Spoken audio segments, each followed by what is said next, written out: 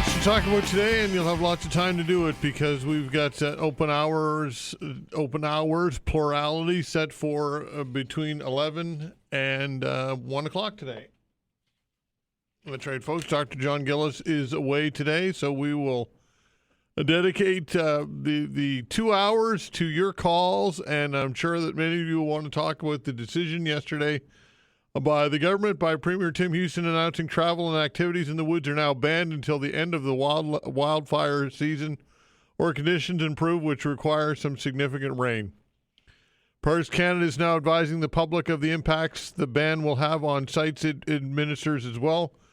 And the closure comes into effect at noon today. So lots to get to here, folks. Do you support this decision? The first question that I'm going to ask you, is there simply too much at risk? Or too much to risk? Because nobody, I think it's safe to say that nobody wants this. Nobody wants. I'm sure that probably first and foremost the Premier and the government and the officials making the decision don't want to do this. This is not something that they take lightly, I'm sure.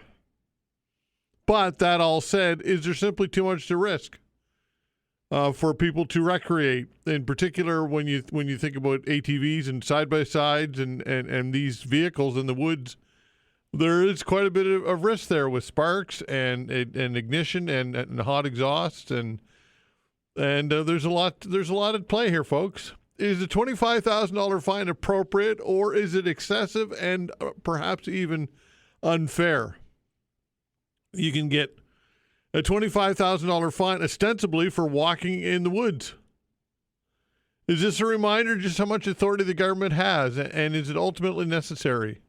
Is a free society at times be willing to suspend their rights? Is it a part of being a free society, ironically, to be willing to suspend rights? Is it necessary at times? And of course, COVID restrictions. We went through a lot of this before. Is this a reminder of the government's authority, again, for good or for bad?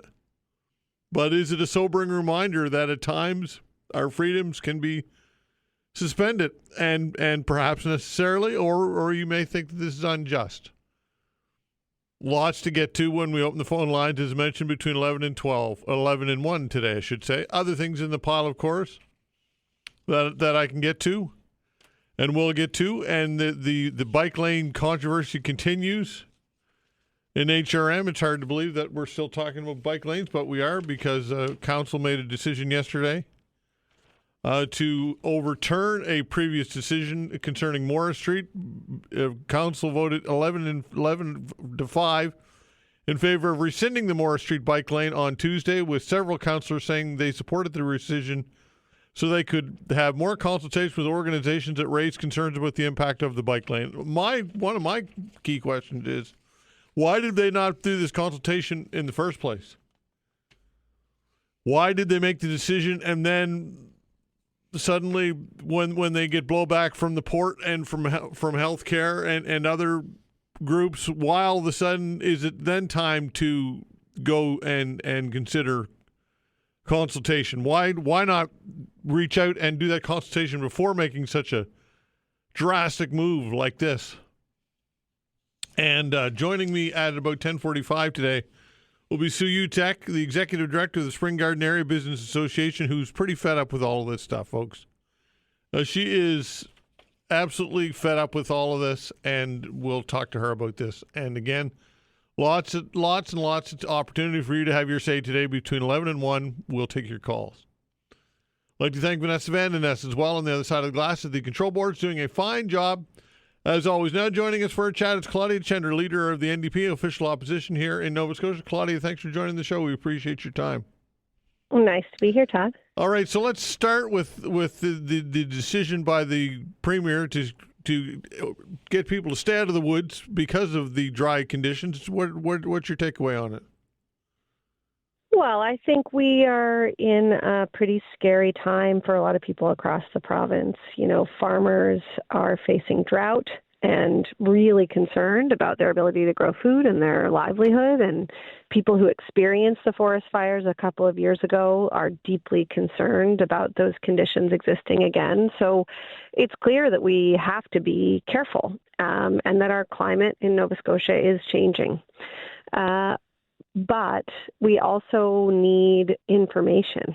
So like you, Will, I'm sure in your open hours, I've been getting tons of questions the last 24 hours about, what this means. What are the details? How does it impact, people and their livelihoods and their ability to move around, and some inconsistencies. So fireworks are going ahead, but, a performance in the park isn't.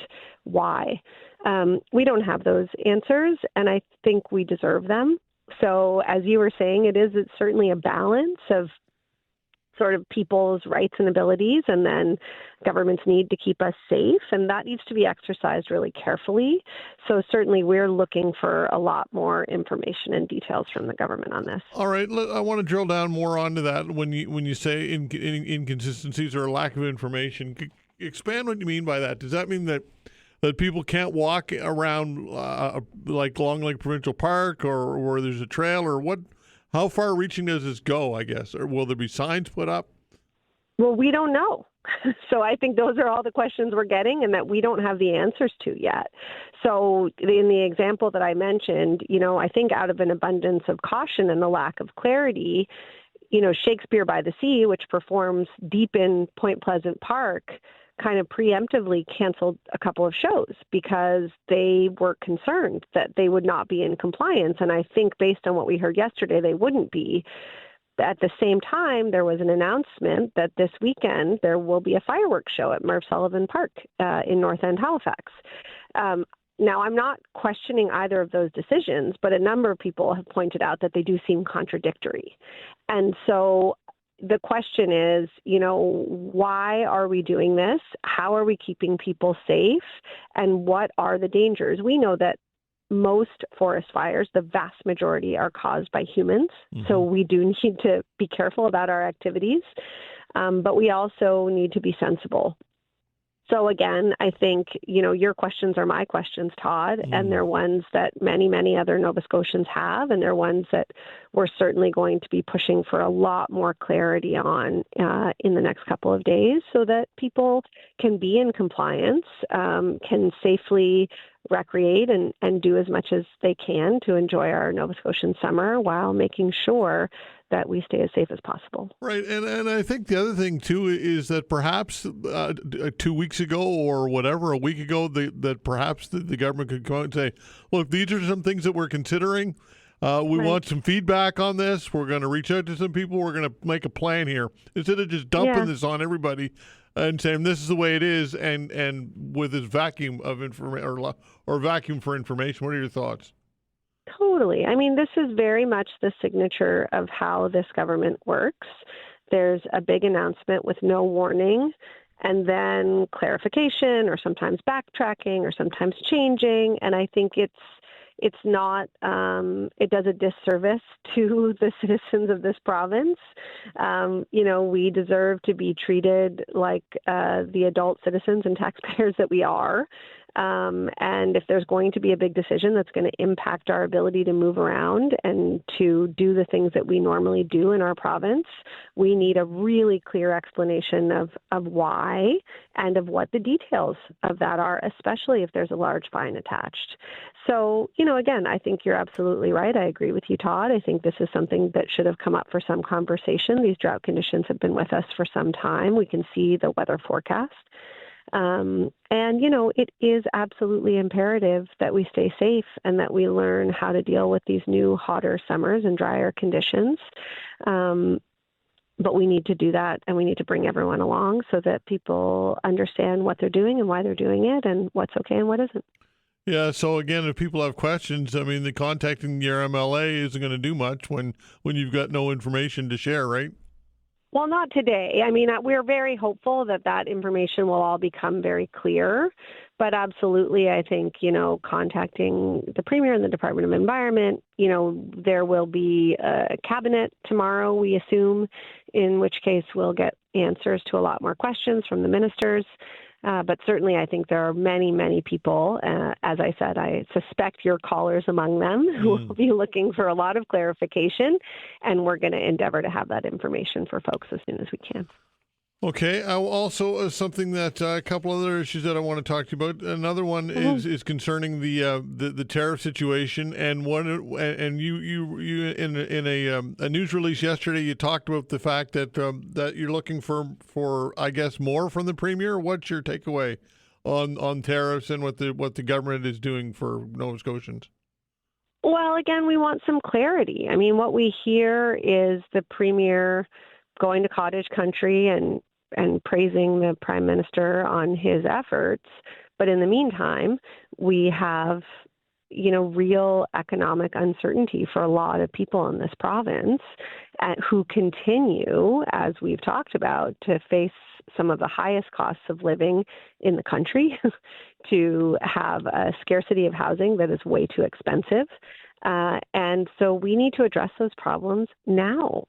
As we move into further economic uncertainty, the economic projections weren't great prior to all of this tariff conversation anyway. But now we have small businesses who are not going to be able to send things tariff-free anymore under $800.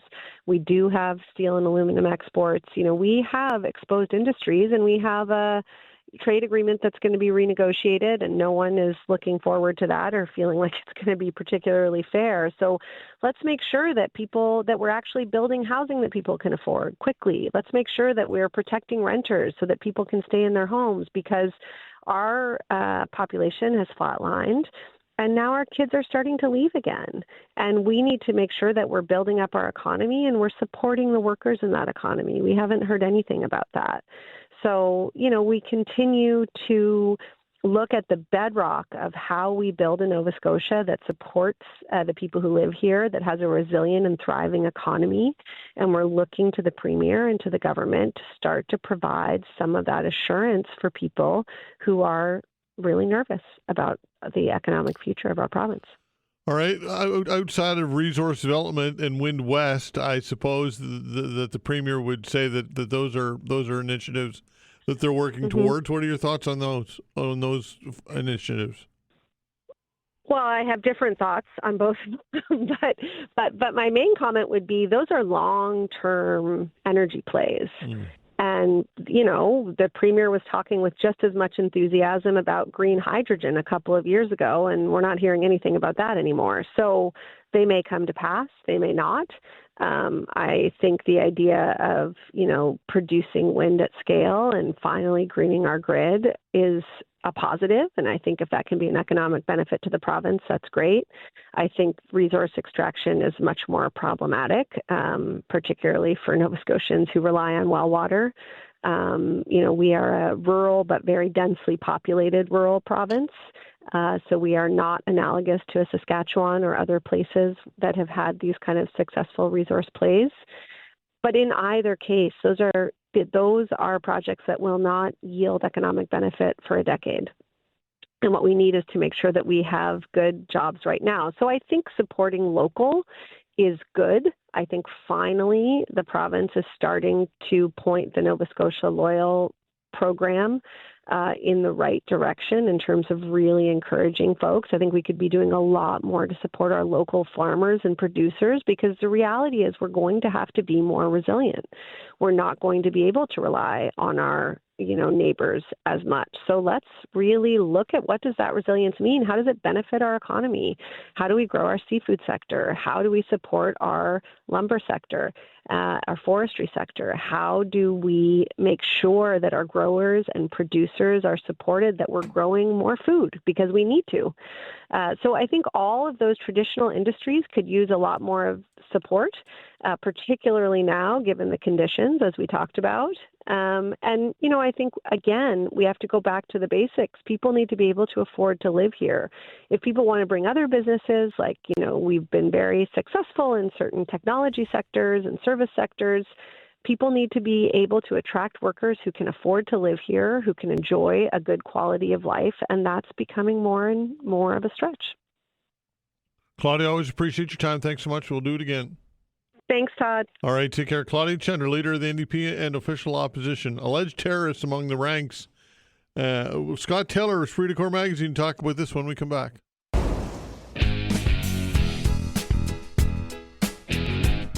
A judge expected to rule today on whether to grant bail to 3 men charged in an alleged plot to forcibly seize land in the Quebec City area. The men in their 20s face many charges, including terrorism charges. A fourth accused is a man in his 30s, facing weapons charges, has been granted bail under a lengthy list of conditions. The Canadian Armed Forces have said 2 of the accused were active members of the military at the time of their arrest last month. Joining us to discuss all of this is Scott Taylor of Esprit de Corps Magazine. Scott Taylor, welcome to the show as always. Always a pleasure. All right. So, how? I guess what was your reaction to this when this story first broke? Well, I mean, on the surface, it seems rather frightening. You've got active duty members of the armed forces that are plotting terrorism attacks, according to the RCMP. But the timelines on this one, it's a bit of a head scratcher. And the fact that these guys, there's no real known motivation for what they were planning to do other than to seize land, which I don't understand what their plan was beyond that. But obviously the RCMP had grounds of whatever they've done. But if you look at when they made the announcement of the arrests and these identities were brought forward, it also became clear that the weapons that they had seized them 18 months earlier from these guys. There's some 83 firearms and 16 explosive devices and 11,000 rounds of ammunition. But when you read closely, they rounded that stuff in a raid in January of 2024. So why these guys were allowed to continue serving, why we weren't notified at the time, what made them dangerous now, like what suddenly, if they already confiscated their arsenal, I don't understand what the lapse was and the thinking on the part of the RCMP. Obviously, these guys would have been tipped off when they seized all their weapons and their explosives, and yet they were out on their own recognizance, serving in the military for another 18 months. Yeah, it's bizarre. The timeline is strange for sure, and perhaps we'll get some clarity as this thing goes along and potentially goes to trial, I suppose. But how much capability or how much of a risk was there here, I guess? Well, it sounds like a lot. I mean, 11,000 rounds of ammunition sounds like a lot, 130 magazines, and they had some night vision goggles. But, I mean, we're talking about, at most, they think there was 15 members of this group that were badged in some fashion that were members. But when they would do their little training exercises there was an abandoned quarry near the base there, that they would go out and there would be 30 to 40 participants. But they were doing, things like just hiking and firing and doing tactical drills, etc. But these guys, I mean, if they're members of the Veinotte regiment, they're already trained in that stuff. So I don't understand if they were just getting in their weekend kicks or what they were doing. But the group doesn't seem to be, it's a loose-knit group, as I said, the 4 ringleaders, and then there's about 15 members that have actually got some form of badge proving their identity in the group. So not exactly an army, but and whatever their intent was to do. If it was to seize land, I don't understand how that falls into the category of terrorism, because other than the person whose land it is, I don't know who they would be terrifying, but it's just an odd charge. Normally they withhold the charge of terrorism because it's hard to prove, as opposed to what they might have been up to otherwise. I mean, just the weapons offenses alone. Do you suppose that perhaps it was almost just kind of like a fantasy thing, and when all is said and done, it was just pretend or whatever? Well, people can be, discontent with their lot in life, but if they're serving in the military, they should have a separate set of purpose. And of course, we've learned from some of the reporting that's been done that one of the individuals said things which were near treasonous about Prime Minister Justin Trudeau, the former Prime Minister. But people all have their opinions about various political leaders. It just seems odd that would get you arrested under the charge of terrorism. And no one has come forward yet with anything more specific about what it was they intended to do, other than simply seize land, which, again, this sounds like they were dreamers of a sort, but What would have made them want to do that, I have no idea. Do you think this is cultural, or is this indicative of perhaps a larger problem within the Canadian Forces? Well, again, reporting on this is, as mentioned, other individuals, reservists, et cetera, that have been picked up in the States on similar charges or far right people, which have been cases that have come to the fore. But there's no sort of widespread, organized group. I mean, they've looked at this. I mean, it's somewhat growing in the far right within the military, and of course, these groups that are out there look to recruit people with military training once they're out, or if even, I guess, in this case, when they're still in. It's something to their advantage, of course, if they've got it. And these guys have had access to weapons. Now, the Defense Department has come out very specifically and said that none of the weapons that were seized were actually D&D property. So these were not weapons which they had somehow confiscated from the armory. That there was weapons that they had purchased on their own, and not D&D property. So no real concerns that this is endemic or widespread. This mindset or this attitude. No, and again, the huge puzzle on this one is the 18-month gap from when they took their arsenal and seized it and didn't lay charges, and then they laid charges 18 months later. That seems like a hell of a lapse or a gap between the actions that they took and then the charges that were laid, and the fact that they're now seeking to keep three of them in custody. As you mentioned, the fourth one did make bail earlier this month. Right, but from a PR standpoint, the optics are not good at a time in which the military is looking to expand. We know that it's going to get increased funding, ostensibly anyway, but lots of bad PR as of late over the last number of years. It's not a good look. No, this is something which it's the staffing is the biggest problem for the military right now. They were so understrengthened, and the fact that they're at a point where they almost can't train those that they recruit because that is an additional task with people that are already overemployed. So that's the problem. And to have people like the deterrence such as this, people saying, I'm not going to join some right-wing organization that's rife with these guys. I don't want to join that club. That's not going to help. And again, this story, I mean, just because of its nature, the members of the serving military charged with terrorism charges, it got picked up by all the major outlets around the world in the UK and in the States. So, again, it's not just domestically does it look bad, it makes the Canadian Forces look bad internationally as well. All right, what type of messaging do you think that the top brass is delivering to the lower ranks here? Are they talking about this? They need to be, but again, we've had a recent scandal here. It was an Ottawa-based regiment where it was a Facebook group, and they had all kinds of misogynistic postings and anti-Semitic postings, and then pictures of their junk circulated back and forth, and it went on, and there was a whistleblower blew the whistle. The military police looked into it, closed the file, and then, of course, when the generals saw what was actually the content, a reporter showed them what the actual content was, they lost their minds, and they reopened the police investigation. But it's those types of things where if they think that the perception has been covered up and they don't have to deal with it. That's the problem. They're not dealing with the actual issue. They could have dealt with this Facebook group back in December last year when it first came to the fore. Instead, they thought it was under the carpet, and then it all blew up in their face. So in this case, it was the RCMP that have laid the charges, and we need to watch this one closely to see just how widespread it was. Are they still in the military, or is that still in question? Well, they would technically still be in the military. I mean, they're in jail right now awaiting bail, but there's been no move to release them that I'm aware of. Well, I'm assuming a dishonorable discharge must be coming, I would think. Well, the fact that they were allowed to serve 18 months after their weapons were seized is the part that I really want to question, because they would have been certainly under the spotlight. You'd think that if someone came and seized all your weapons, that you would behave yourself like a choir boy from then on if they were watching you. But it seems that wasn't the case. Well, okay, Scott. Always great. Appreciate it. Thank you. Take care, man. All right, take care. Scott Taylor of Esprit de Corps Magazine. A mobile outreach team hits the road in Cumberland County. Initiative received almost $365,000 in federal funding for a new initiative. We'll talk with this when we come back.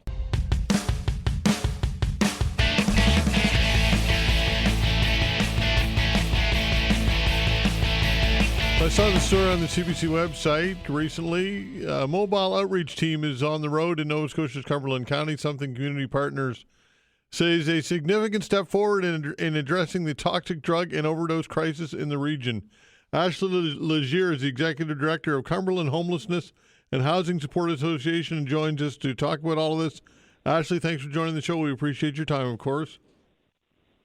Thanks for having me. All right, so tell us more about what your organization does, first of all. So we are a 10-bed emergency shelter and 6-unit supportive housing complex, as well as a community resource hub that serves 3 meals a day and connects individuals to other community supports within Cumberland County. Okay, and tell us about the initiative, which received $365,000 in federal funding. What does this go towards? What is this going to do?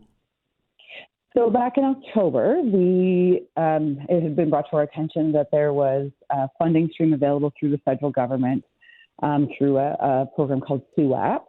And it was available for municipalities and First Nations to apply for, but not for individual organizations. So I had reached out to the director of community development at the town of Amherst and asked if I had written a grant for emergency treatment fund and sort of like crisis intervention navigation to support wellness checks with the local Amherst detachment police department.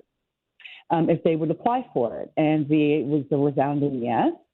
And so we had applied for this grant. It was able to provide rapid access to treatment and recovery-based services for individuals in rural communities which may be underserved or have not have the access to the same resources or support that maybe urban centers have.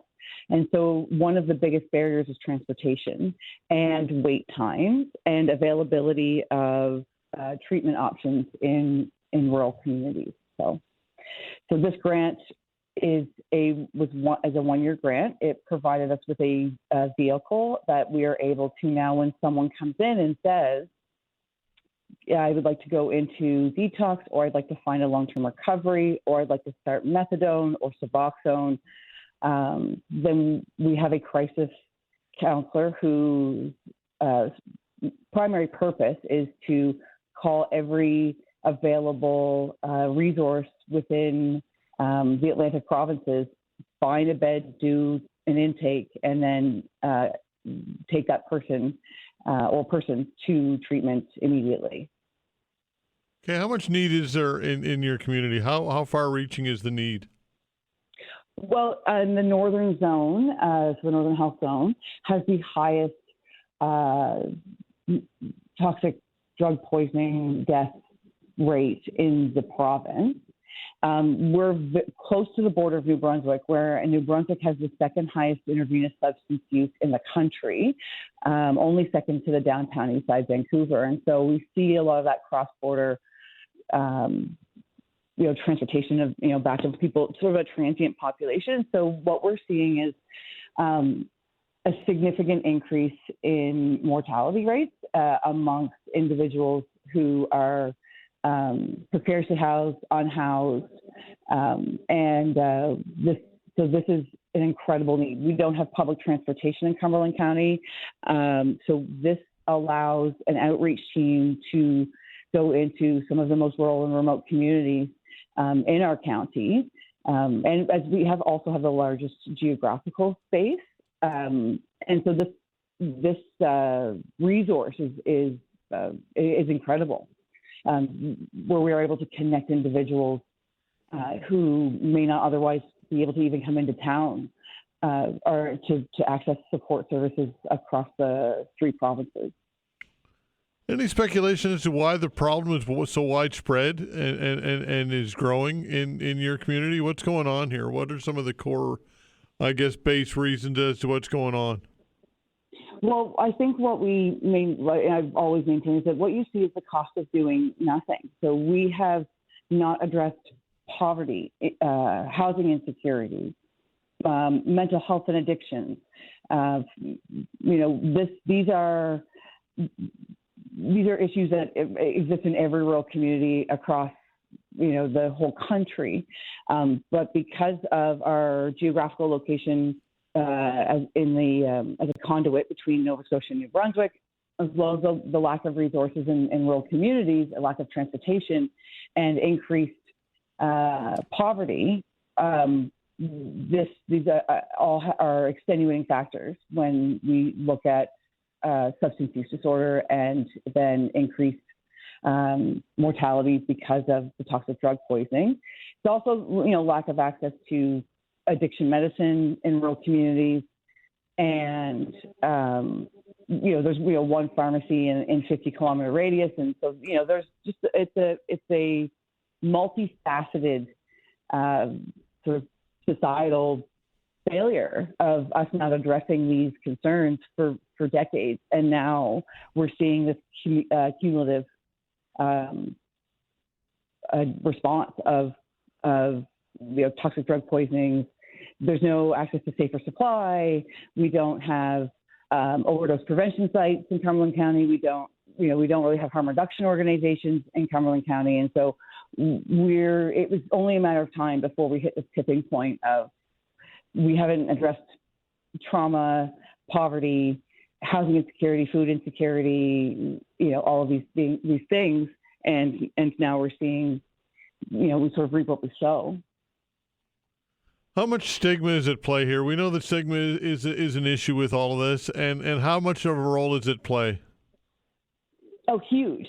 In a urban center, you can walk down the street and nobody will recognize you. In a town of 9,000 and a county of not many more than that, everyone knows, what you take in your coffee, what kind of brand of toilet paper you buy at the co-op.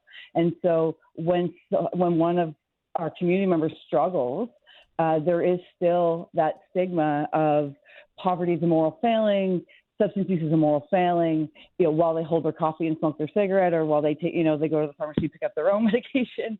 And so it's just about some personal biases and some opportunities for more education and broader conversation. But stigma drives people into isolation, and when you're in isolation, you're more likely to die from a toxic drug poisoning because you're by yourself. And if I always say that the opposite of addiction is not sobriety, the opposite of addiction is connection, it's community.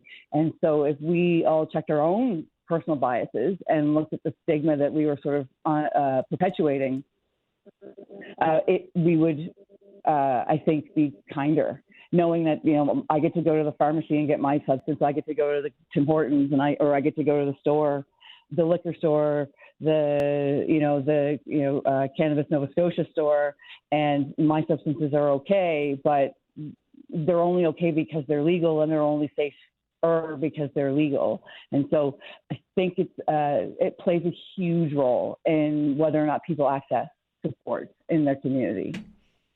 All right, 3 positions in total reading the CBC story that you're able to pay a living wage because of this, which is important, obviously, right, for a lot of reasons. Oh, it's huge. We are able to bring individuals up past, the poverty line. We were able to provide, especially for individuals with lived experience who may have barriers to employment opportunities. So we have 2 peer outreach workers who not that long ago were in shelter or in our supportive housing, or still currently are, who may have, received somewhere around the $900 a month mark, and now we're able to pay them $45,000 a year. Okay, so and this is a huge opportunity for our organization to be able to support individuals with living experience to, give back in a meaningful way. And I mean, there was a waiting list for the roles. People are still asking if there are going to be more opportunities like the ones that we have been able to provide through this funding. How do you get the word out to people that this is available to them? So we do pop-up educational spaces. A lot of our individuals were connected to the people that they're supporting now at some point in time in their past, and so there's boots on the ground. We do Facebook information. We have the town doing wonderful promotion of it as well, and it's sort of the word gets out very, very quickly amongst the individuals who access our support services already. And our community partners have been incredible getting that information out as well as the APD. the Amherst Police Department, and their Chief of Police, Dwayne Pike, has been an incredible supporter of getting this information out to people that they serve. So it has legs, and I think along with our local representatives, our local government representatives are also ensuring their constituents know about it.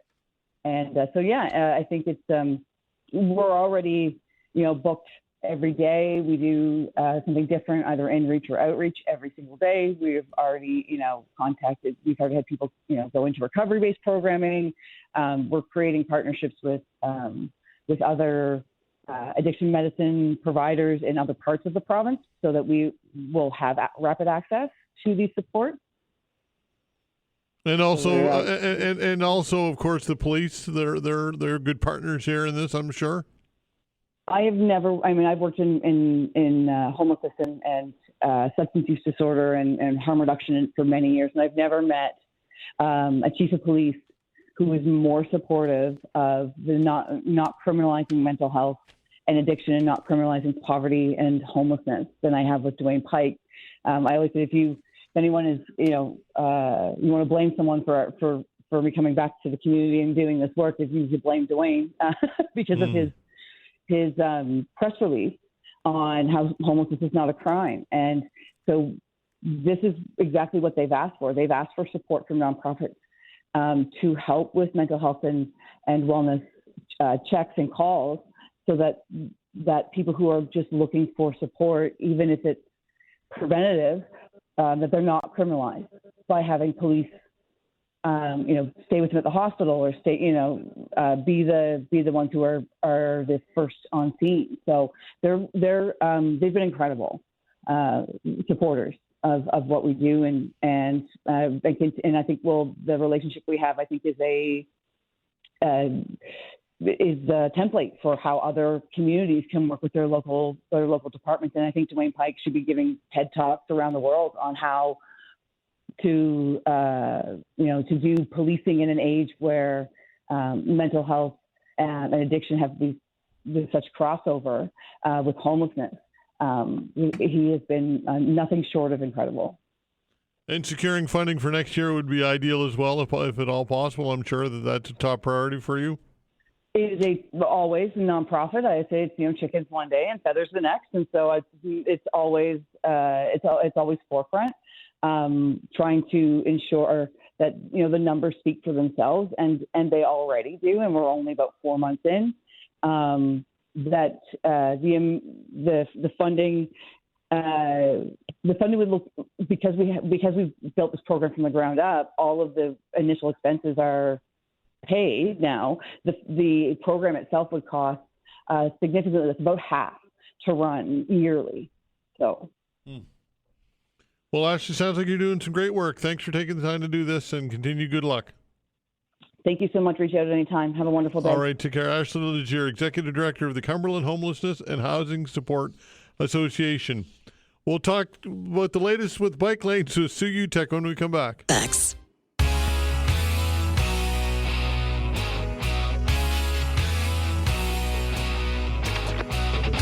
All right, the bike lane saga in HRM continues. Sue Uteck, Executive Director, Spring Garden Area Business Association, joined us to talk about all of this. Sue, thanks for joining the show. We appreciate your time, of course.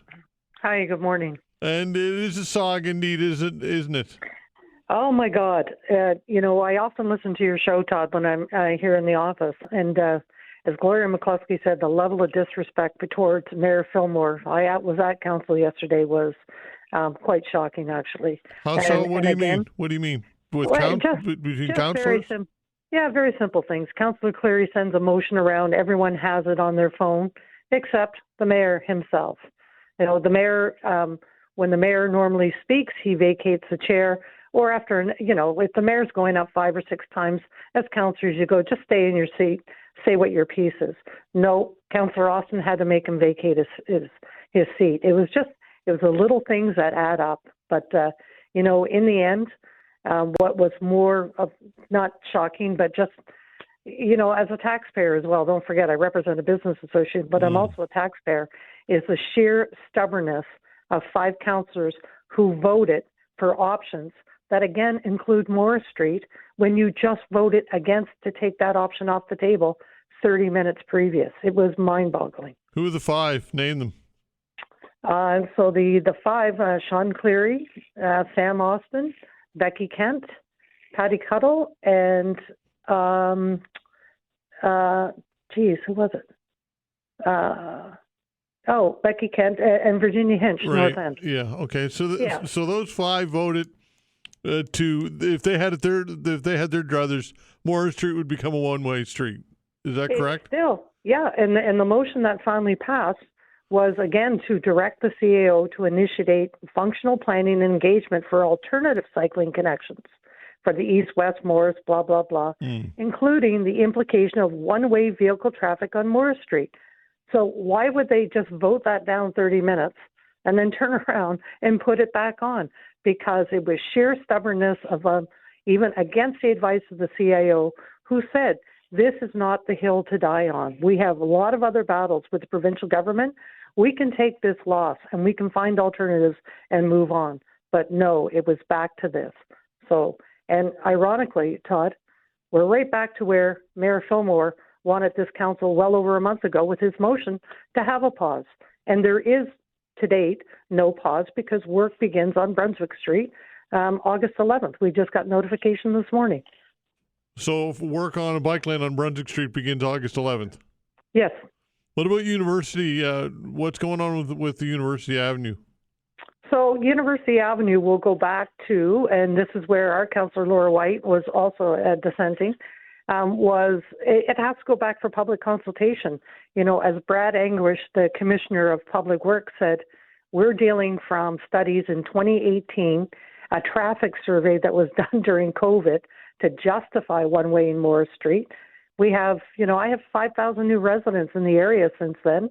And, we probably have in and out between businesses moving out 55 to 60 and residents who are not even aware that this is happening.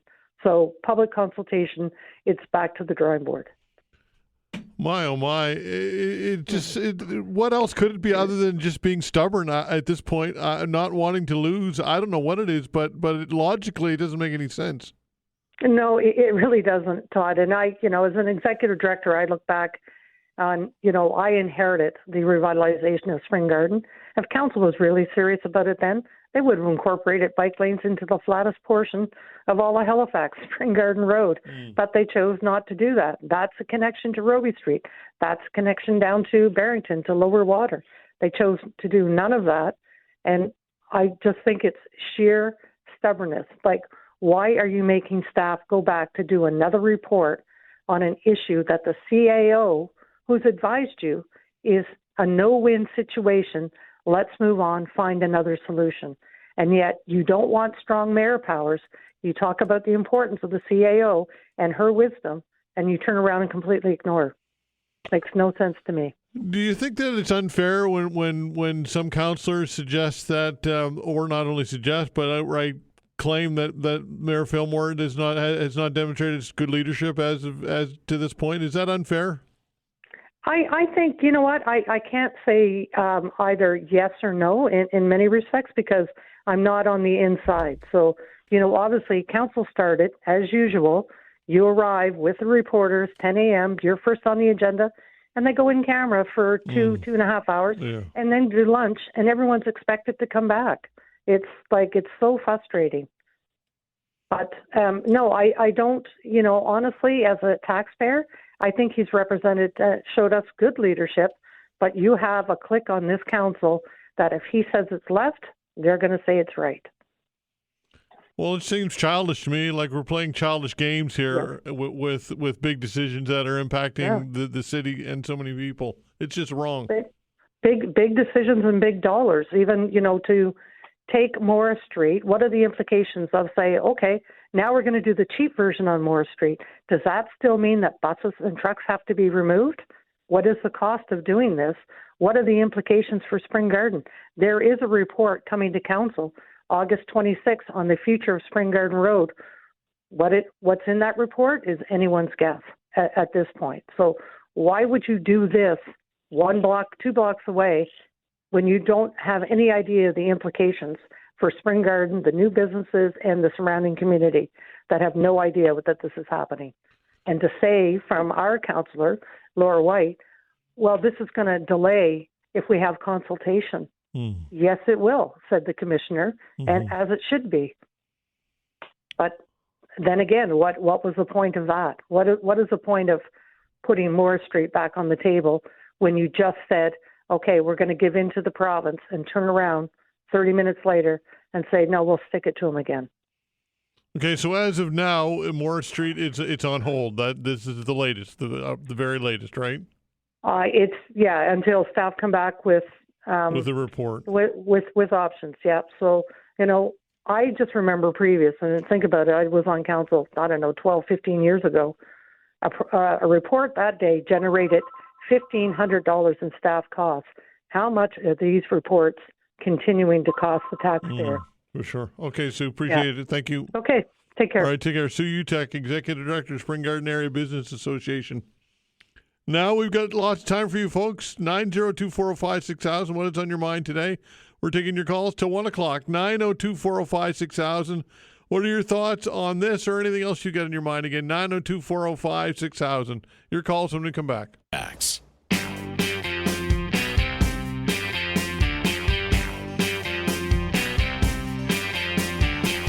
All right, taking your calls till 1 o'clock, folks. Lots of time for you, lots of room for you as well. Give us a call at 902-405-6000. Again, 902-405-6000. That is the way to reach us. Give us a buzz, 902-405-6000. You can get into whatever you'd like, but obviously I'm sure some of you want to talk about the fact that the Premier yesterday announced travel and activities in the woods are now banned until the end of wildfire season or conditions improve, which would require significant rain. Parks Canada is advising the public the impacts the ban will have on sites it administers as well. Closures come into effect at noon today.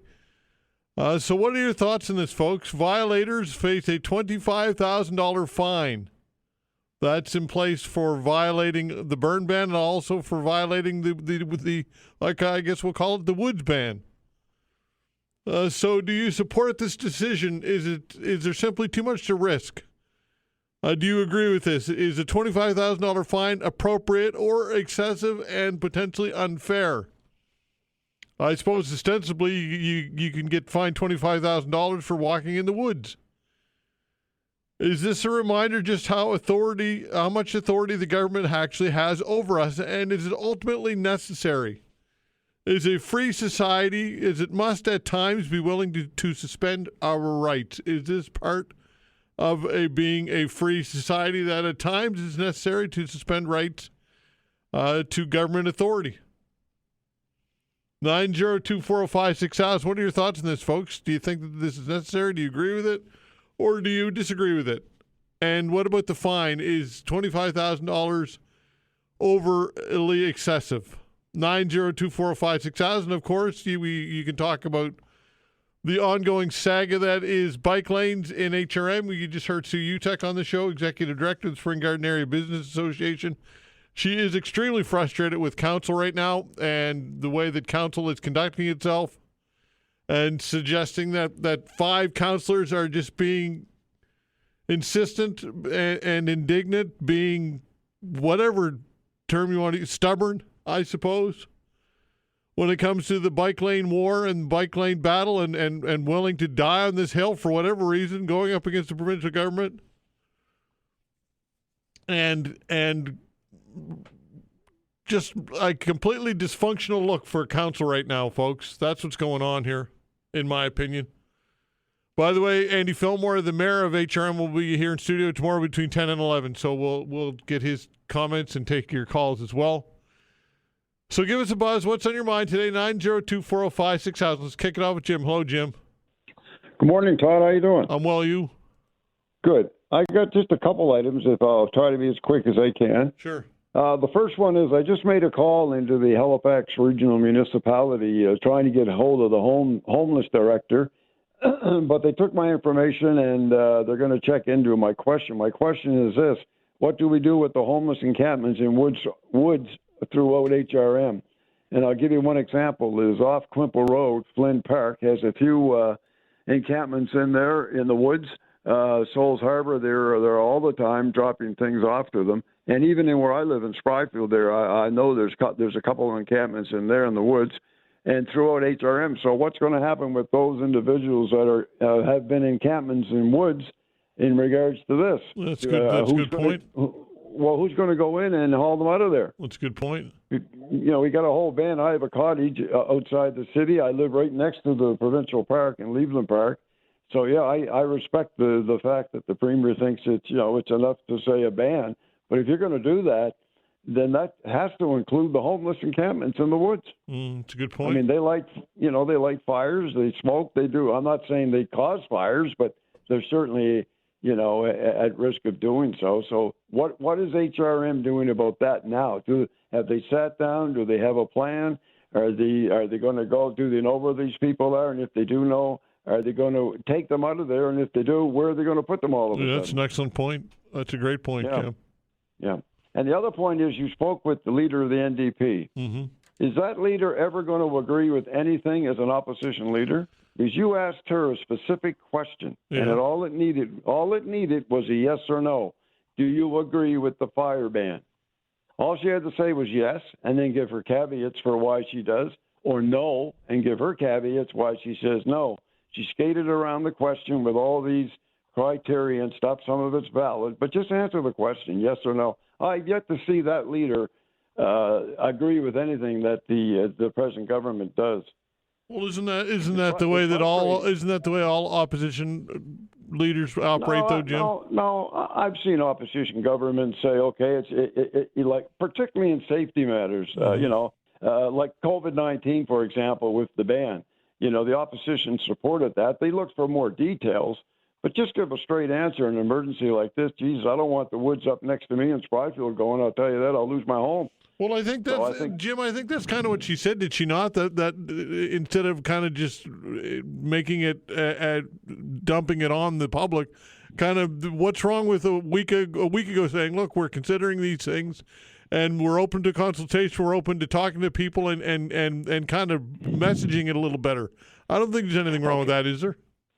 Well, if I was the leader of the opposition, and you asked me on the radio, do you agree with this ban? I would say, yes, I do. However, we need more information. I think that's what she said, didn't she? No, she did not. She skated around it. She did not say to you, yes, Todd, I agree with the Premier's position on this, and then get into the fact that I need to have this and need to have that. It's always negative.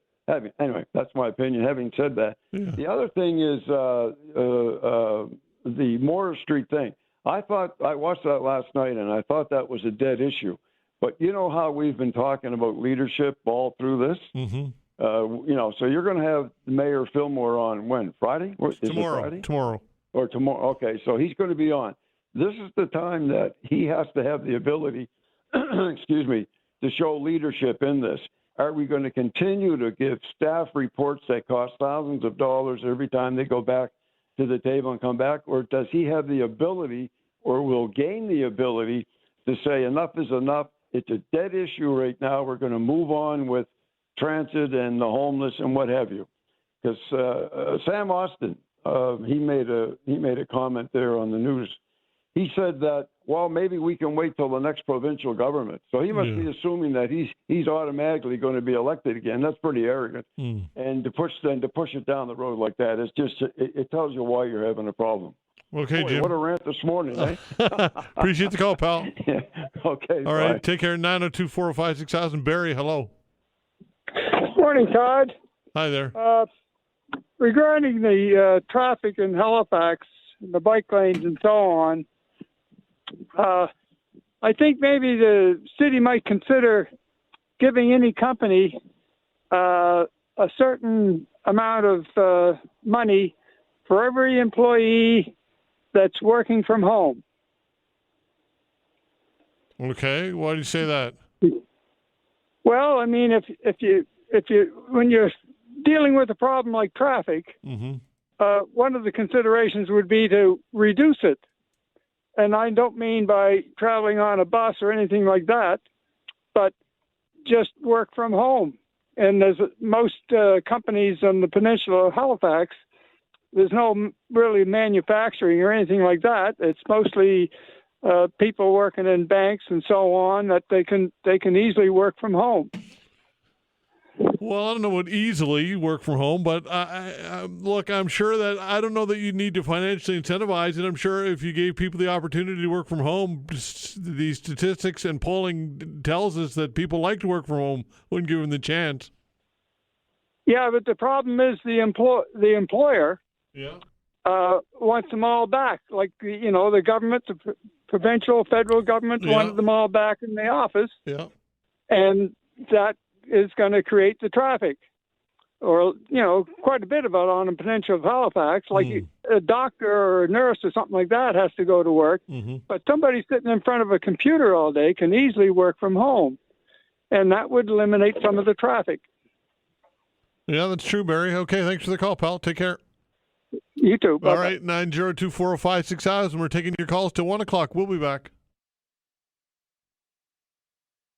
Facts.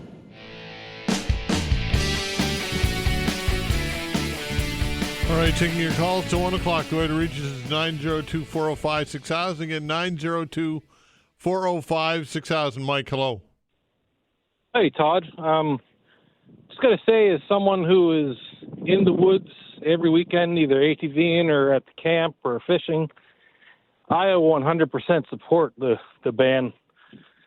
And anyone who's against it, I say you should ask the people of Shelburne County or Tantallon how they feel about it, because the woods are tinder dry. Like, it would take nothing to start another. We actually had one week and a half ago. I don't know how many people realize about it, but if we weren't lucky and got a little bit of rain, there would probably still be a huge fire at a Pig Indian Lake. I mean, it's. I don't think people understand the severity of it. Yeah. So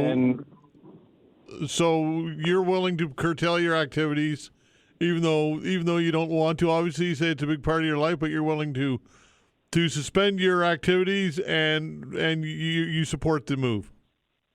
100%, because I'd rather take a break from it than lose it altogether because someone's careless actions or even a mistake from anybody. And another thing I wanted to bring up about the Halifax Water asking people to reduce water. I'm wondering if they actually make this mandatory like they did during the wildfires a couple of years ago when they were getting low. They made it mandatory that everybody reduce their water usage. I wonder if they'll actually make the car washes shut down this time. I couldn't believe that. We were at everyone had to reduce water and it was mandatory, but the rubber duck and the car washes at the grade stations were all lining up out the streets. It made no sense. Yeah, that's a good point. That's a good question, Mike. Thanks for the call, pal. Hey, you're welcome. All right, take care. 902-405-6000. Stephen, hello. How's it going? Well, you? Good, not too bad. Just a couple things. One about the closed woods issue and the Morris Street thing. As far as the woods goes, Jim earlier actually covered most of it regarding the homeless people. There's a couple encampments up by where I live. They're just off the 107 extension in the woods there, and there's been in the past they've had a structure fire there. I don't know if anyone's going to go and tell them to vacate or not. But the other thing I'm not too clear on with these woods and trails closures. Like, I live in a neighborhood like Forest Hills, like Mount Edward area, and there's a lot of those paved walking trails that kind of connect all the neighborhoods. And, you step 3 foot off those trails, you're pretty much in someone's backyard. But, does that closure, apply to those too? Where do you kind of draw the line for stuff like that? Because I think during the COVID thing, they had them taped off, and people use these to get to the bus stops because it saves you a lot of walking otherwise, right? That's a good question. Right. So they, didn't really specify that. And the other thing with the Morris Street, I don't know. Do they ask any opinions or surveys from residents and property owners, store owners down there about this?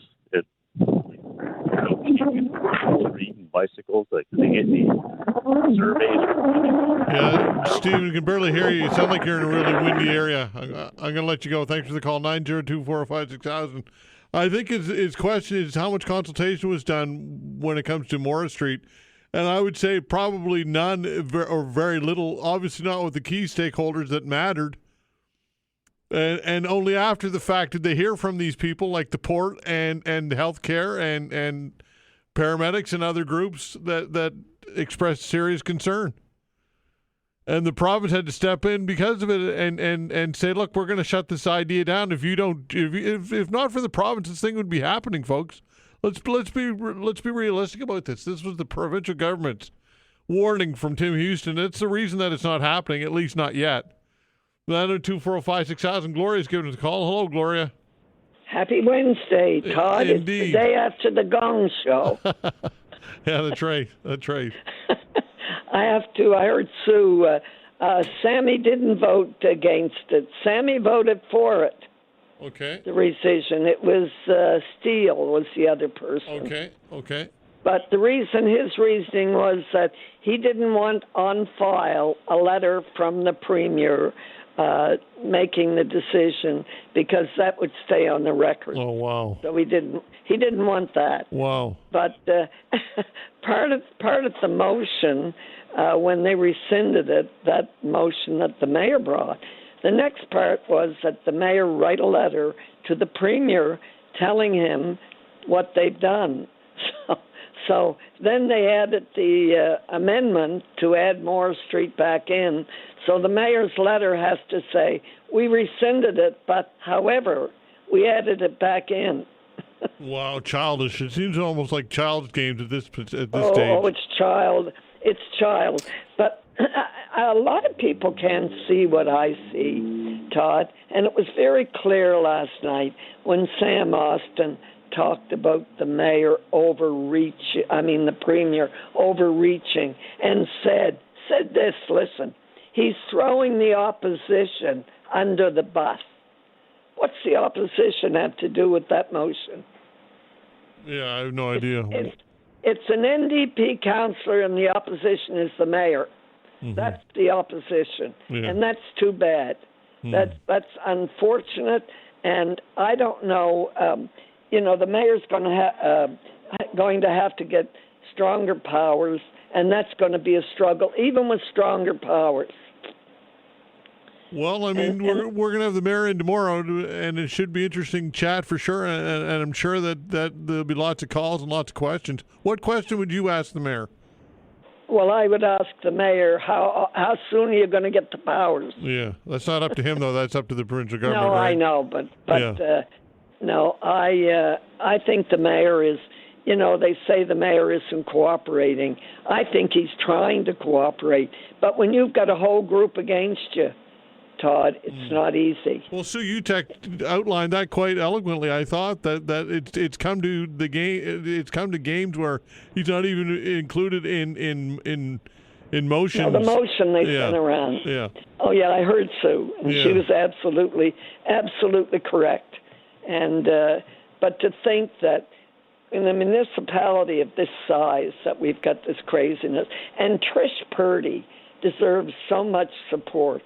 Her common sense, and she's right there between Kent and Austin, but yet she will speak out and use common sense in making decisions. And Becky Kent, she thought long and hard about this.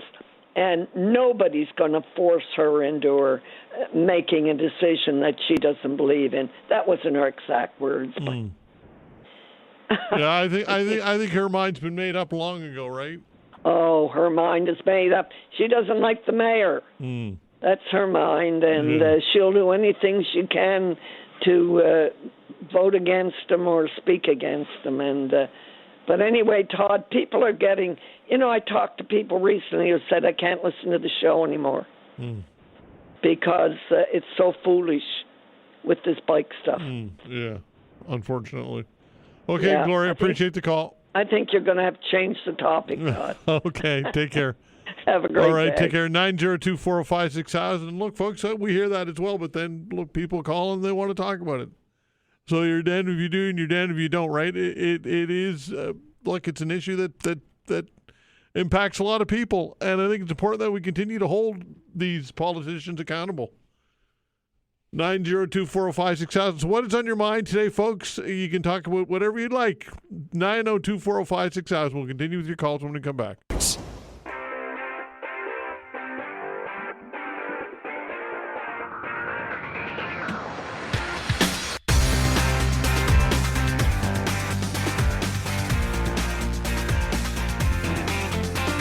All right, taking your calls till 1 o'clock. The way to reach us is 902-405-6000. Again, 902-405-6000. John's giving us a buzz. Hello, John. Hey, Todd, what's on today? Not much, you? Bit. Anyway, I wanted to talk about the ban, and I just sent you a picture along. I don't think people realize a lot of the people that were in tents ended up in the woods, not necessarily shelters.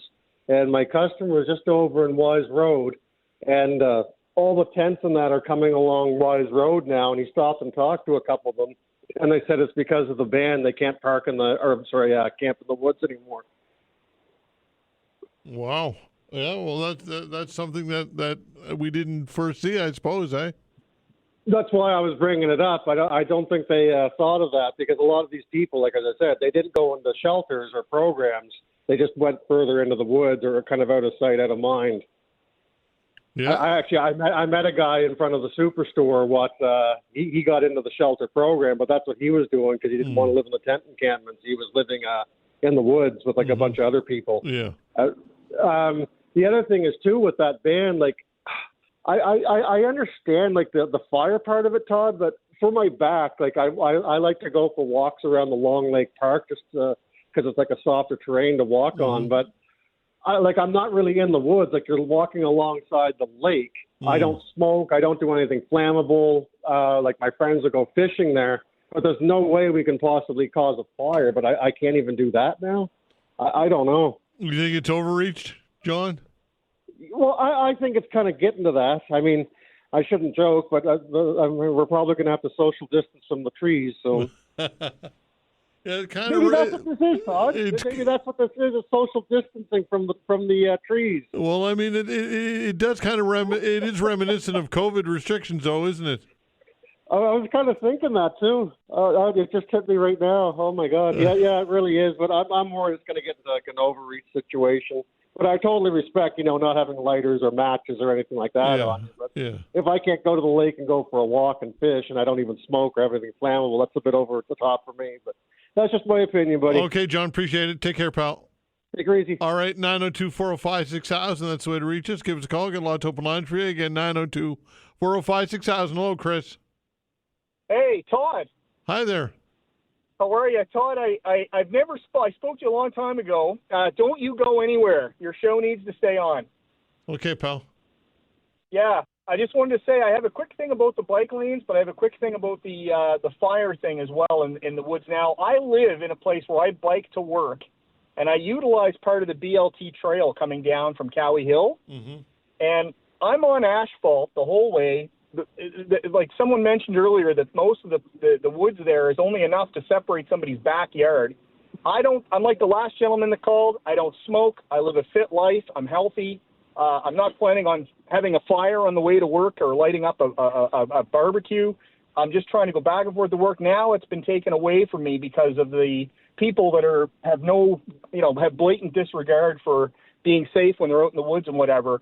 And I have to side with him a little bit because now the people that bike, and they want us encouraging us to use these trails and everything, which when I had talked to when Dan was on a couple weeks ago when you were off work, we had talked about it.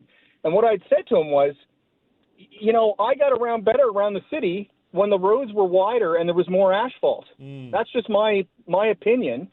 And now I feel less safe in my car if I'm driving down South Park Street and there's a bike lane on both sides and there's cars parked, I can't see the bikes. And I'm a biker too, but if I come onto University Avenue and the bike runs into me, I'm at fault. Yeah. And as a cyclist, I'm always looking. My head's going like a radar all the time. You have to be. I mean, you mentioned, I think a couple times you used to bike too as well. But I did, yeah. Around the city's not your bag anymore because it's just so congested. But I think that the money that's being spent could be utilized maybe elsewhere, like potholes or like providing better transit ways for the buses to get around. And I worked for transit for a few years, and I can tell you right now it's difficult enough to get your car around, but a 64-foot articulated bus is even more difficult. And you as a bicyclist, as an avid cyclist, feel as though that these bike lanes are causing more problem than they're solving?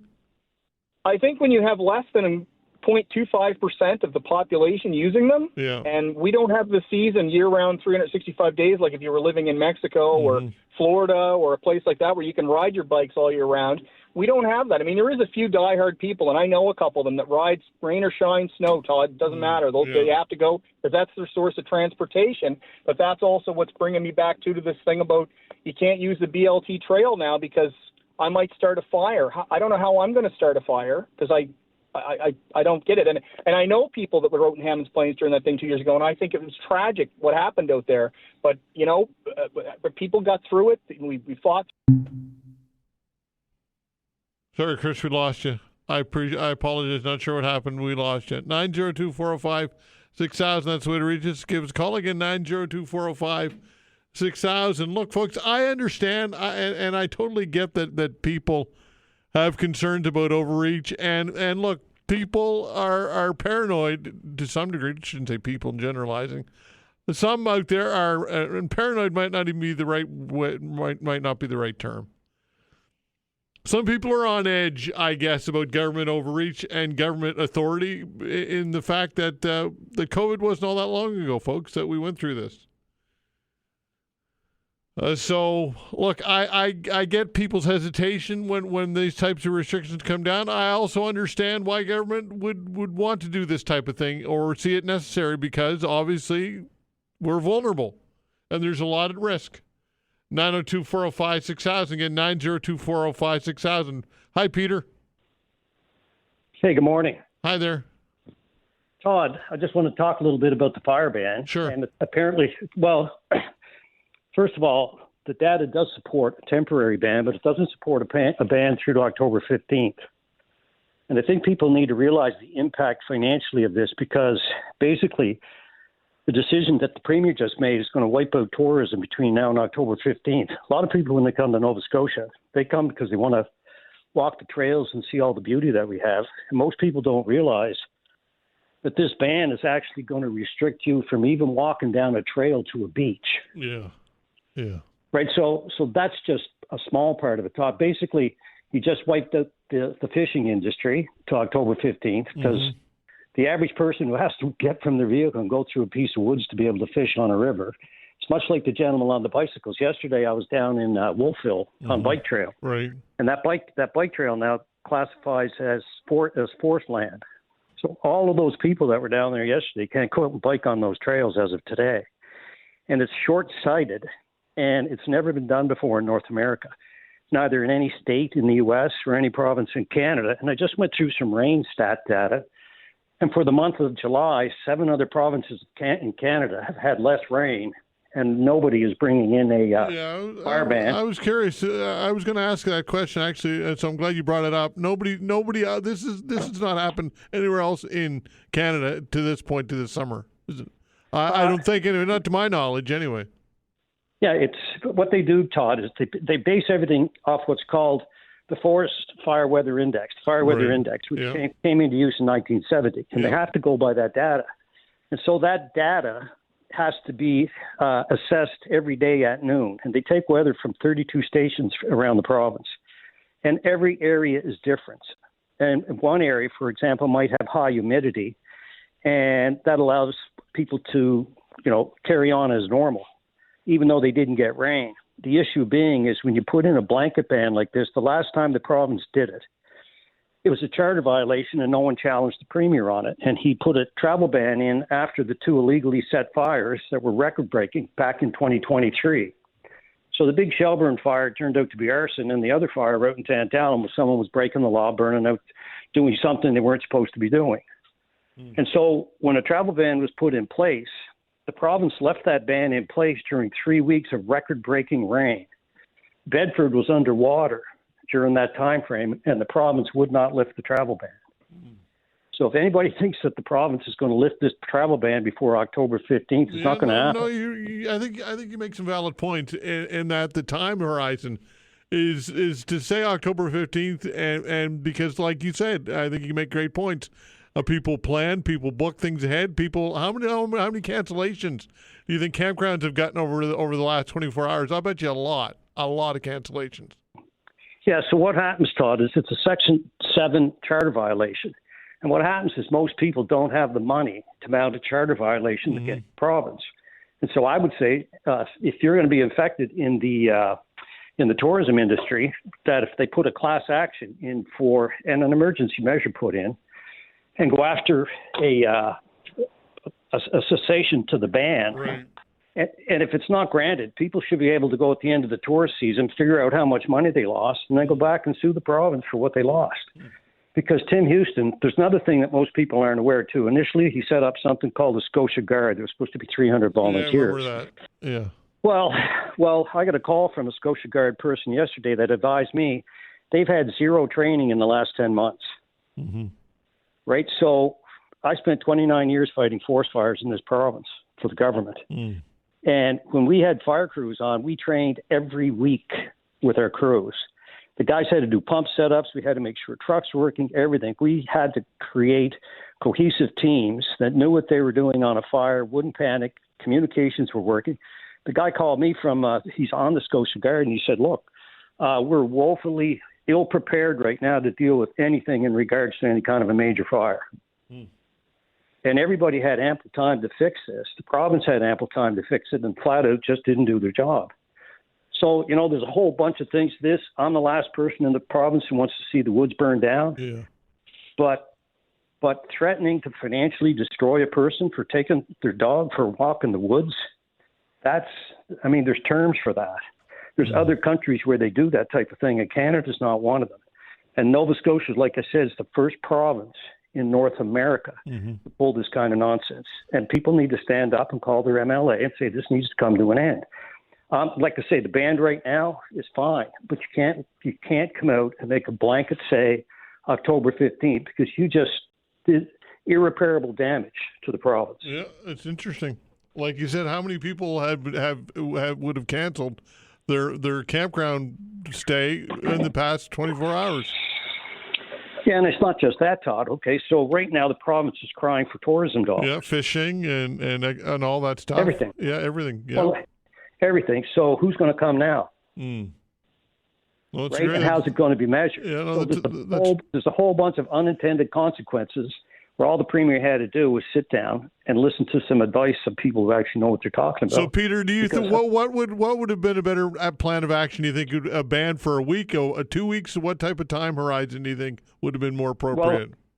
Well, what has to happen, Todd, is all bans have to be based on the data that's in the fire weather index. Because what happens is you may get rain down in Yarmouth, right, for 2 days, and it may still be, dry as dust down in Cape Breton. Yeah. So if they went on the basic system that we already have in place, not a travel ban, but a fire ban would be in place. And it's much like other people who called in said, what's the risk of a person on a bicycle on a trail setting the woods on fire? It's nonsensical. Yeah, it doesn't make sense. Right. Yeah. So what happens? They have to go with the framework that's already in place. Here's the data. Here's the decisions we're allowed to make. And this is what we call 100% government overreach, and I really hope someone takes Tim to task with a charter violation case against them. And if they win, which they will, or they should, then anybody who suffers a financial loss should be able to go after the province and be reimbursed, which means me, you, and all the listeners are going to have to pay for another mistake that the premier just made. Interesting. Peter, what about the counter-argument that would say, what if he didn't take action and a forest fire happened, which wiped out 200 homes or whatever, then what? What's your response to that? Well, I guess if we're going to go down that route of logic, what we have to say is, when are we banning all the vehicles on the highway? Because people are getting killed every week, right? Yeah. It's an inherent danger, the fact that you don't live in the ocean, you live in a forested province. Mm-hmm. And then you have to ask, I guess what the way the charter looks at it is what they call government overreach. And right now you're looking at government overreach, because I can make a case to ban virtually anything. So, you know what? There's too many people eating too much sugar. We need to ban sugar for health reasons. There's a million different things they can come up with, Todd. But in 2023, our largest forest fire was arson. And then people have to remember that fire grew as big as it did because in 2012, the province fired the Halifax team and got rid of the only helicopter we had big enough to support that rapid response team. And that rapid response team continually kept big fires, small fires, from becoming big fires. And a decision was made, and that decision cost the province in 2023 $189 million in losses. Yeah. Interesting, Peter. Thanks for the call. Very informative. You got it, Thanks. buddy. Okay. Bye. All right, take care. We're taking your calls till 1 o'clock, folks. 902-405-6000. We'll continue with your calls when we come back.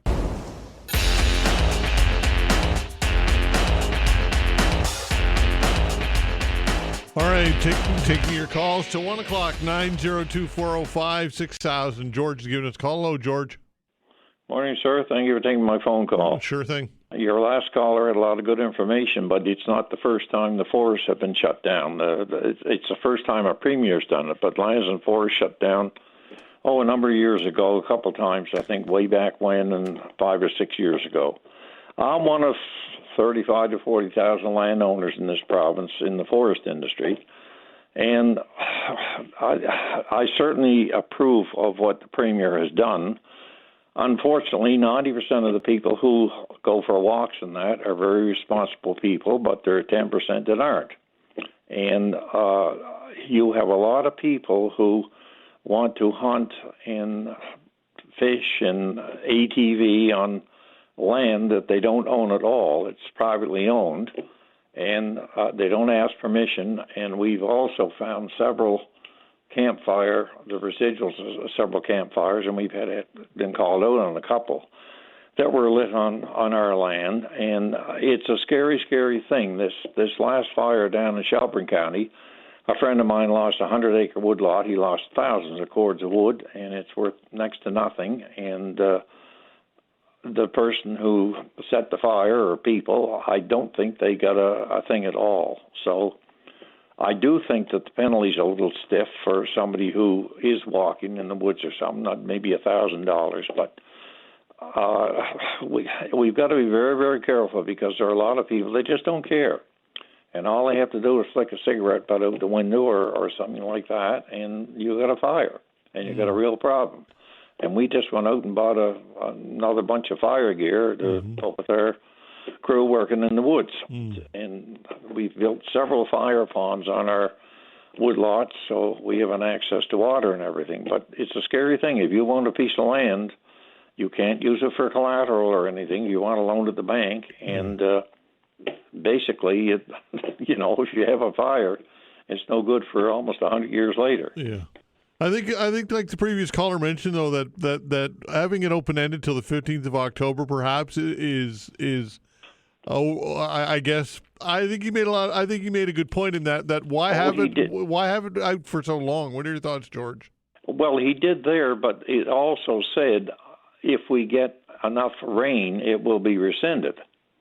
It's open-ended. I know that. I realize that, but the message is that this sends out to a potential tourist or people who had plans to come here in September or whatever. I think that it will result in potentially unneeded financial harm for some Nova Scotian businesses.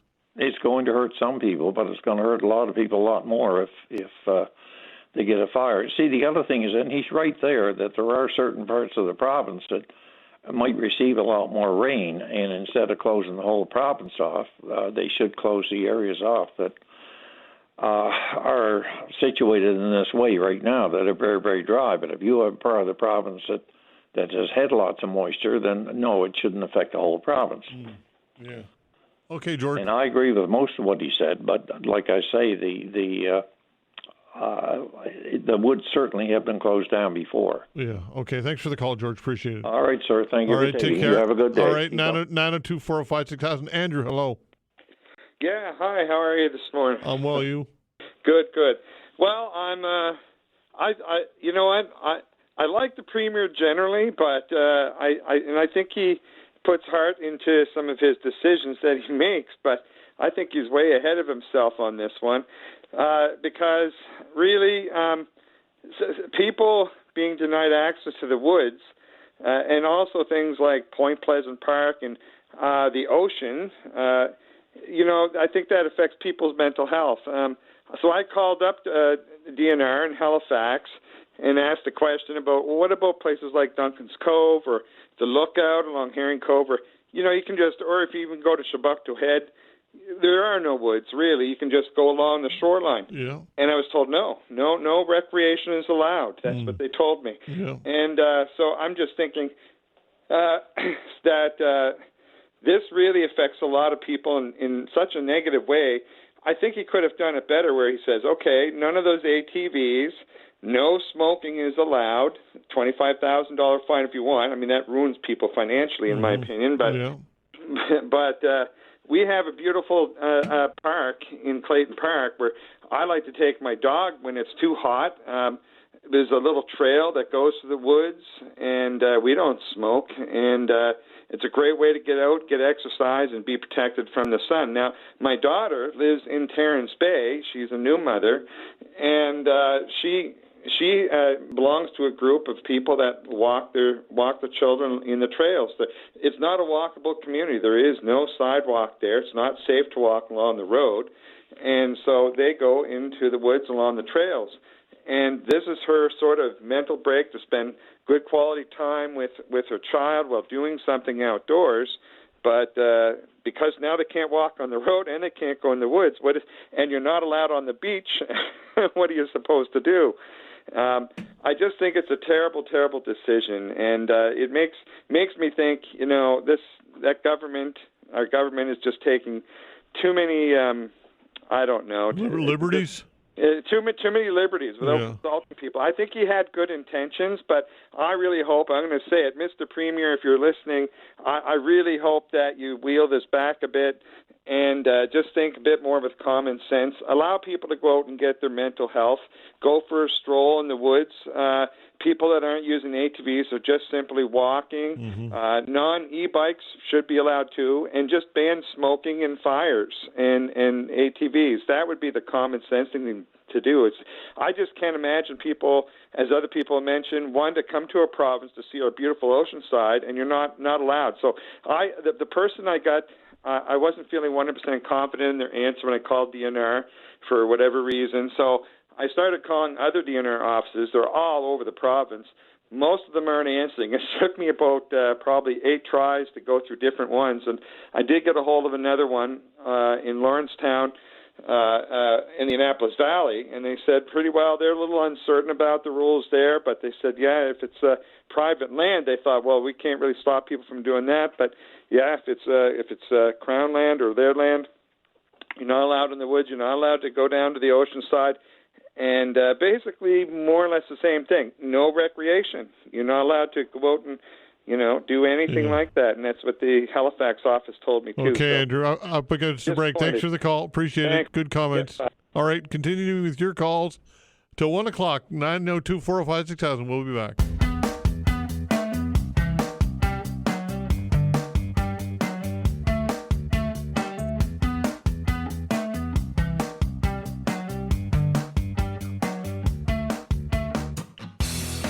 All right, continuing with your calls. The way to reach us is 902-405-6000. Again, 902-405-6000. That is the way to reach us. Chris is giving us a call. Hello, Chris. Hey, Todd. How's it going? Well, you? Doing all right. Enjoying the less smoke in the sky, I guess. Yeah. Today. Listen, I think to touch on the whole fire situation, I get people are upset. It sucks. It sucks for everybody. But I think at the end of the day, I think the Premier has to assess the province as an entire and the best thing to do based on what we've learned from the 2023 fire. For some of those haven't lived in Halifax or all of Nova Scotia in the last couple of years. We had big fires in Lawrencetown. We had the coal pits fire. And when you live through a fire like that and you see that like on your doorstep, that's a whole different ballgame.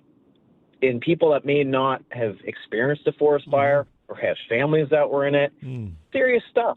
And a lot of the assets right now are in Manitoba, and now in Newfoundland is basically an unfolding catastrophic situation in Newfoundland, right? So if we shut this down for a little bit, get a little bit of rain, and we keep businesses safe, we keep humans safe, the animals that are out there in the forest, because, Mary has a bad day, needs to go to walk, get over yourself. Take a couple days and realize this is the best for everybody included. Let the Premier assess through his people where the places can be opened up and flock to those places when the time comes. The province, we went up to Tatamagouche on the weekend. The province is the driest I've seen it. Anybody want to know how dry it is? Go by Chain Lake. Go drive out to St. Margaret's Grove, look at Chain Lake, and then ask yourself, do I really need to go out in the woods? It's risky. People make mistakes. Somebody drops a cell phone. The lithium battery pops out of it, starts a fire. Things can happen. It doesn't have to be smoking. It doesn't have to be the things that we think of. Even dropping a glass bottle that could get the sun's light and create a fire. It happens. So we're trying to mitigate that for the best of everybody. And if there's something above, pray for some rain. Let's hope that some rain comes and everything. It sucks. It sucks for everybody. But I don't think the Premier is trying to be authoritarian or draconian. I think he's looking out for the best interest of every single Nova Scotian, and even the ones that are not smart enough to do the right things when they go out in the woods. And it's that simple. I think it's not a bad thing, but it does suck. I'll agree with everybody on that one. And I think making the entirety of it is probably, the whole province, and putting it out to October is to manage expectations. And if we can get under that wire at some point, I'm sure that the province will lift the restrictions and everybody can get out to the woods and walk the dogs and do the things that they got to do. Yeah, I don't know, Chris. I would say, look, I think you make some decent points, but I think on the out to October 15th, I don't see the logic in that. I really don't, because I think you can achieve the same thing by not doing that. You can say, look, this is in place. It's going to stay in place until conditions change. Because I think for some they will have canceled their trip to Nova Scotia in September, or potentially, I just think that it sends the message that we're not open for business, and I don't know that that's the right message to send. I think that you could achieve the same thing without that open-ended, without rather having that October 15th date affixed to it. That's my take. Yeah, sure. I do agree with you on that, Todd. But it's a really fine balance based on, what's the opportunity, or not really an opportunity cost, but what is the cost to the average taxpayer if we do have a little bit of wind and a catastrophic storm. But yeah, you're right. The long date outward it's a long way out. It's very far. I mean, we're going to get through our deluges of hurricane weather that's coming through. It's probably going to wet this place up pretty nicely. That's right. Yeah. That is a good point, because it is a deterrence to tax dollars that would be collected from businesses and income for businesses that are relying on the resources of the summer. And I think you'll probably see Tim will change that. I really do. I think you'll see a little bit of a honing in to the definitions of things. And Chris, I agree with you. I don't think it's a power grab. I don't think Tim Houston's sitting around saying, "Here's an opportunity for me to exercise my authority over Nova Scotians." I don't believe that. I agree with you on that. No, but there is a lot of people that are carrying that sentiment, and it's starting to, people are getting ticked off. You're seeing it in the social media posts, and I don't think that that's the direction that we as a collective, as this province, should take. We should just realize we are in a situation as important. We've gone from crazy rain to now this. And like I said, I mean, for anybody who wants to know how bad the drought is, drive by Chain Lakes, the Chain Lakes on St. Margaret's Drive. And I've never seen a beach there. I'm 48 years old. I've lived here my entire life. I've never seen it like that in my life. So it is bad, so let's just hope it gets better for everybody. Okay, Chris, appreciate the call. All right. Cheers. Take care. 902-405-6000. Greg, hello. Hi, Greg. How you doing, Todd? I'm well, you? Good. Listen, thanks for taking my call again. Sure thing. And I'm going to tell you, I can't believe the sentiment out here now. Like, people, get over yourselves. The Premier is not saying stay out of the woods till October. Like your last caller, Chris, said, if we have a deluge, that will change.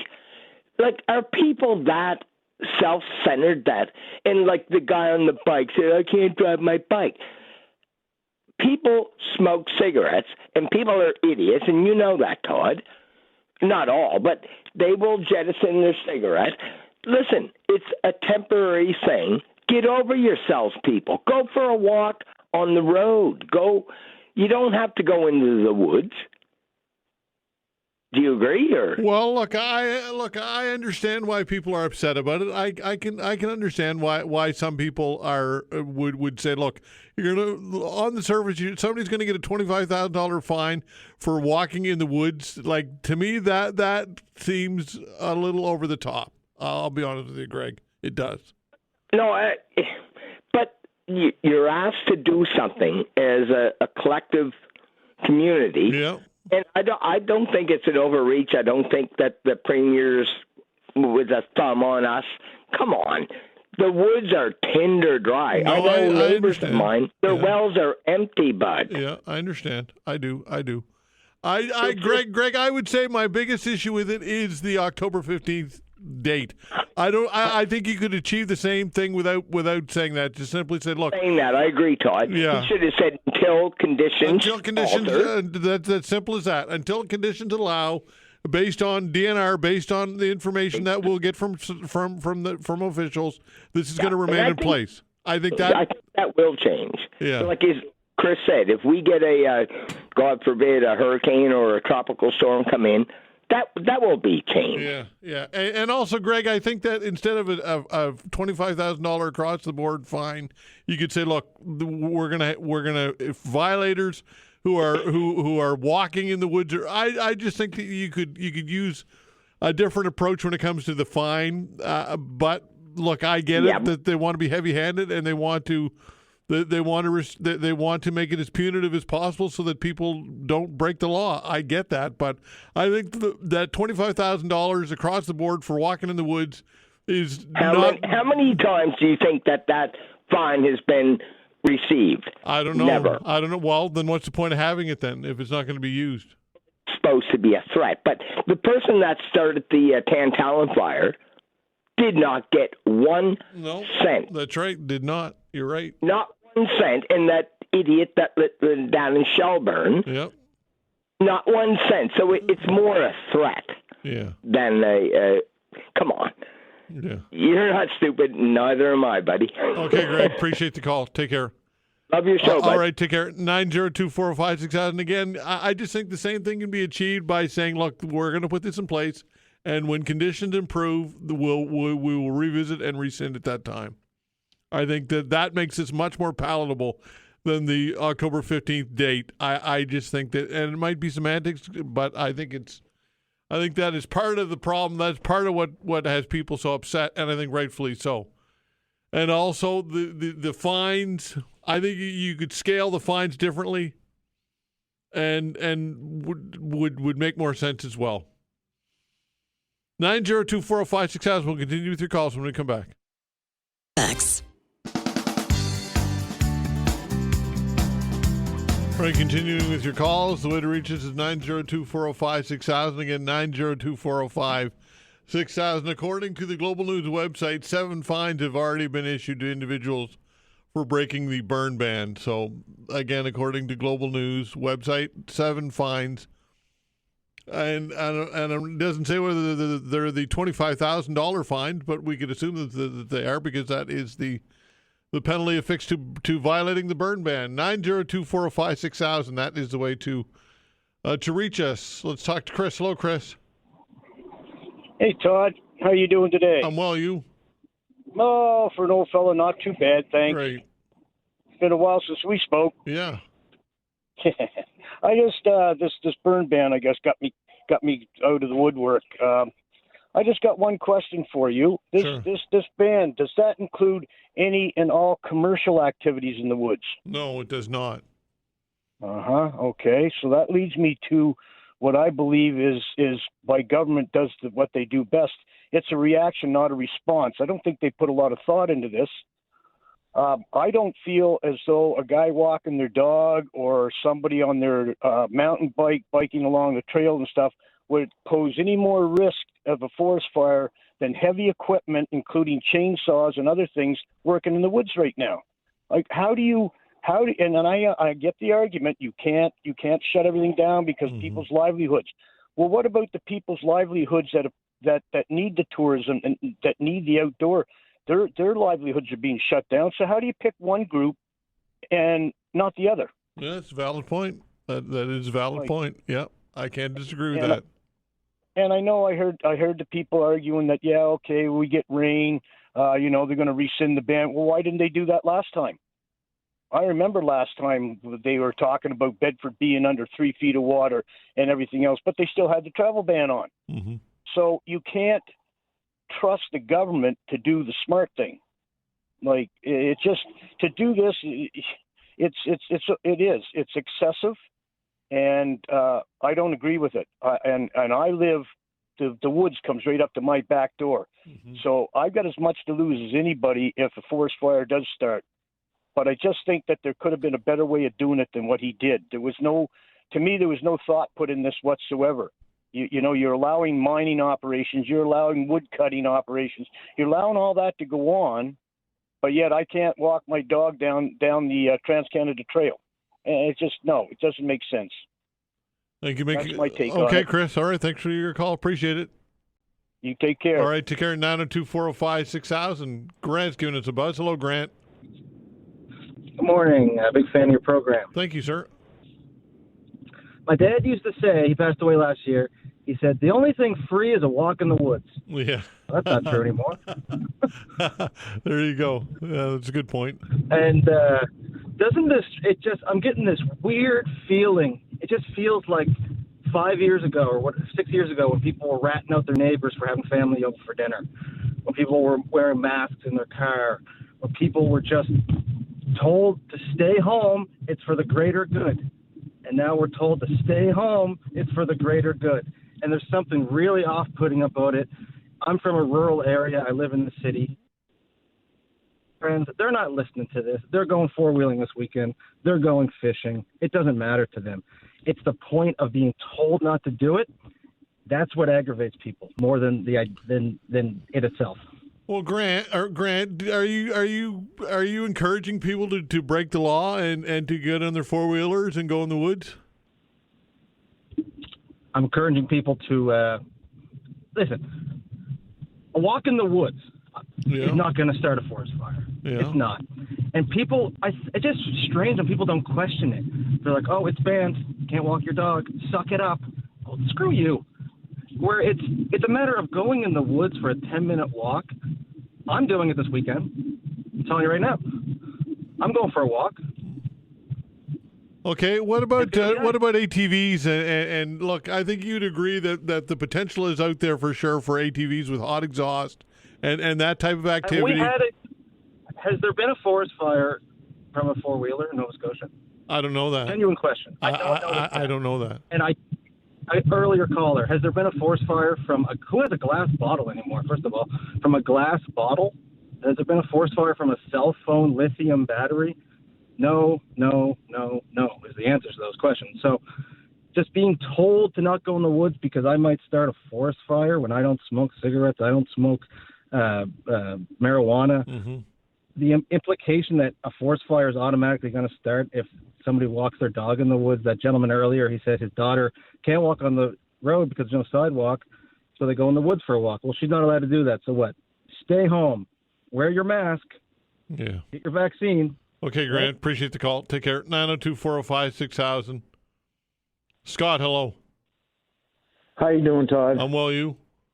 Good. I live in the Sheldrake-Hubli area, and the Sheldrake-Hubli area and Tantallon and Hammonds Plains and all these places, we're all surrounded by woods. And I don't know how to say this. I'm confused because it just is bothering me so much. Like, you tell those people, there's still people in Tantallon that haven't even been settled with all their financial problems from the first fire. And I guess I don't know how to say it, but we just got to get over it and abide by this because human lives are at risk here. You cannot put a price on that. Tourism, you can't put you can't put a price on it and say, oh, we're losing tourism dollars. I live in a subdivision, like a lot of them here in the Sheldrake-Hubli, Tantallon area, that I still live in a subdivision that has one way in and one way out. And if that fire happens to be on the way in and way out, we have nowhere to go. Absolutely nowhere to go. And my wife runs a small daycare in our basement, and we still have our get out of Dodge kit ready that we got prepared for the 23 fire, and we're ready at a moment's notice to try and get those little boys out of our basement if anything was to ever happen. But if that fire starts on the Bay Road and starts to come in on our entrance and exit, we have nowhere to go. So obviously, Scott, you agree with the Premier's decision here wholeheartedly. No, I don't. I agree with what all you guys are saying. When it rains, yeah, he shouldn't have went that far. He shouldn't have went that far and said till October 15th. No, I disagree with that 100%. 100% I disagree with that. He should have just said, as things change, then I agree with that part. I don't agree with the October 15th part. I really don't agree with that. What do you think? Well, I already said that I don't think that was necessary. I think that they could that is part of the problem is the messaging. Is people heard if you would have come out and said, look, to your point, we're going to assess, and as things improve, we're going to lift it. You're still going to get blowback. You're still going to have people who aren't going to agree with it, but you're going to have. I just think the messaging sounds better, and also the $25,000 fine across the board for walking in the woods. I think is over the top, and that sends the wrong message as well. No, I agree 100% with all of what you just said. It's just that right now, we have to do what he's saying because there's tens of thousands of lives out in the area that I live in that are affected. And I'm sure there's other rural communities around in HRM in the same situation. Like, we have nowhere to go. A lot of these subdivisions have nowhere to go if the fire starts on the road, that the entrance and the exit. We don't have anywhere to go. Yeah. So you can't put a price on all the human lives that are at risk out here, because as tinder dry as it is, the resources probably wouldn't even be able to keep up. Okay, Scott, appreciate the call. Take care. Thank you. All right, 902-405-6000. We'll continue with your calls when we come back. Facts.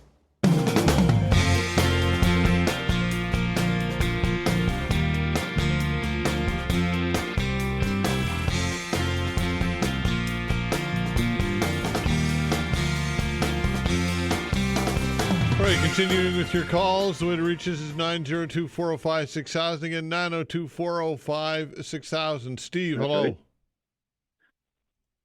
Yes, Todd, how are you? I'm well, you? Good, thanks.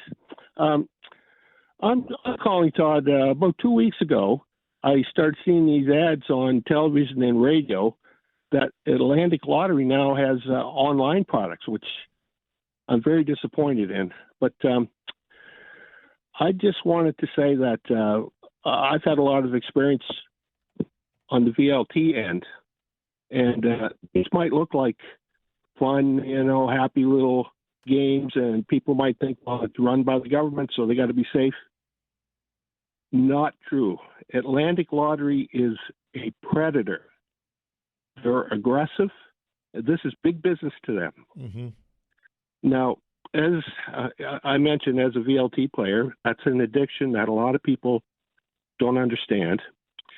And let me explain it this way. Atlantic Lottery or their equipment suppliers have spent a lot of money, a lot of time, a lot of research developing their products, getting the graphics right, using psychology and behavioral experts to make these things addictive. So when people get addicted to these things, that's what they're designed to do.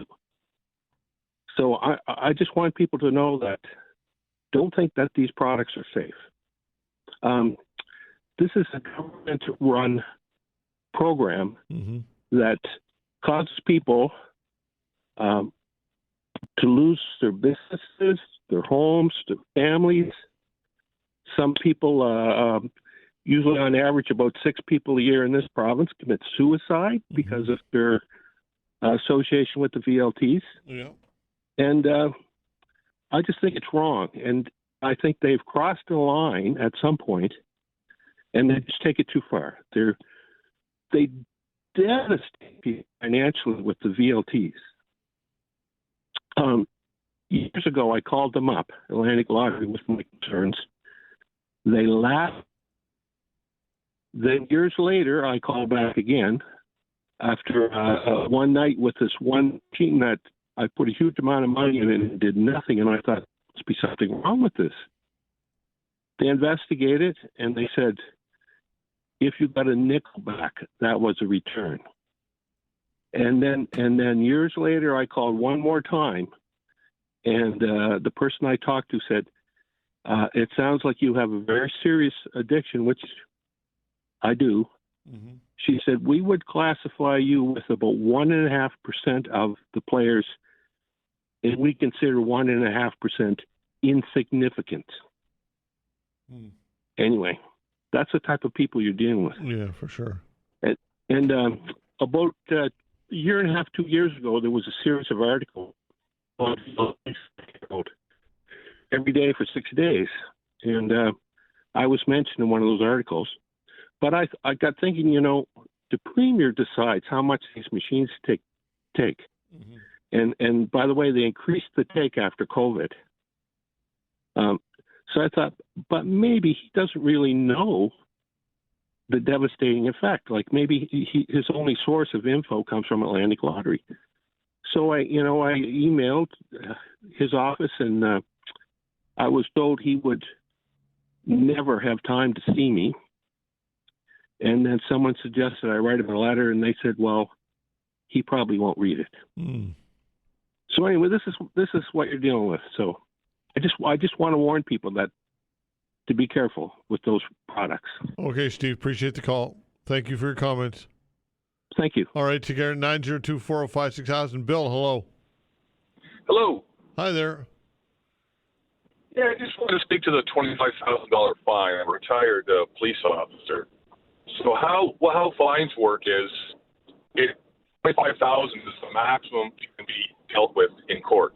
So that's your maximum fine. So you go into court, you go in front of a justice of the peace, and you say you plead guilty.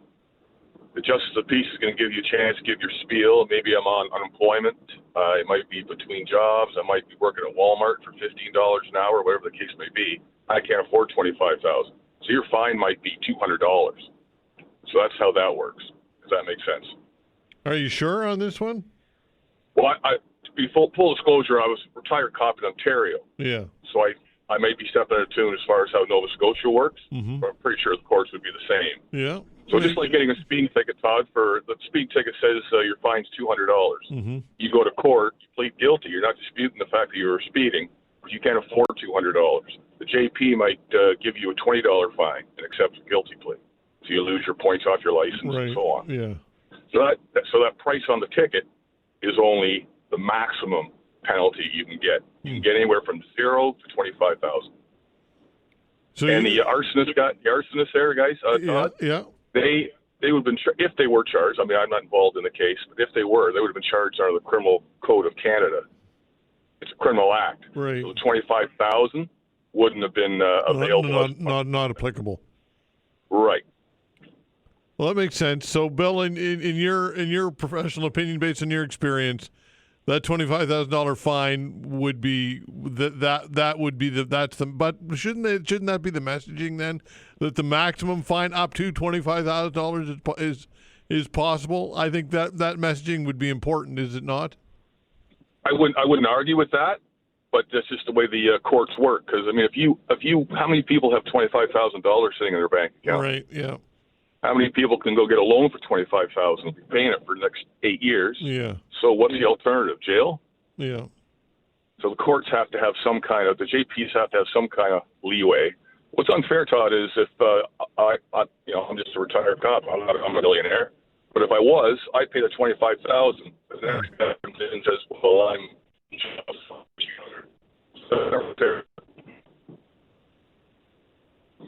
Sorry, Bill, you broke up there at the end. Try that again. I was just saying, a rich guy goes in, rich girl, they pay the $25,000 maybe, but someone goes in and gives their story about how they can't afford it, and they may pay $200. So it's not really fair in a way. Yeah, that makes sense. Okay, Bill. But I agree with you, Todd.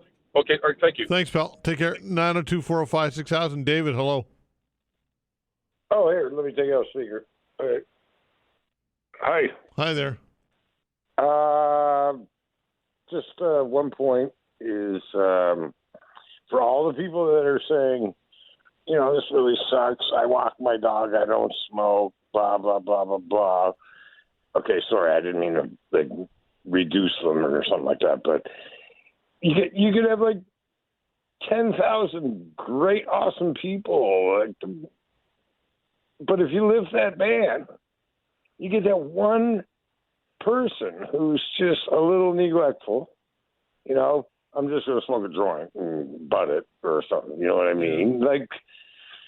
I'm saying there is a good point to having a total ban. Because there just could be one bad person or one neglectful person and then look at the costs. And people are complaining about, we're losing tourism or something like this. Look at the costs if a fire breaks up, right? And possible losses of lives and stuff like this. So I think, okay, the October 15th thing, I'm kind of with you on that. I don't know why he said it, but wasn't that conditional? If conditions change, right? That's true. That's true. But why say it? Why give the October 15th date at all? That's what I'm totally agreeing with you. Yeah. He shouldn't have said any date. Yeah, that's right. He Just say as conditions improve. Period. Look, everybody stay in the friggin' woods until it rains a bunch. Yeah, that's right. Yeah. And I just thought of something else.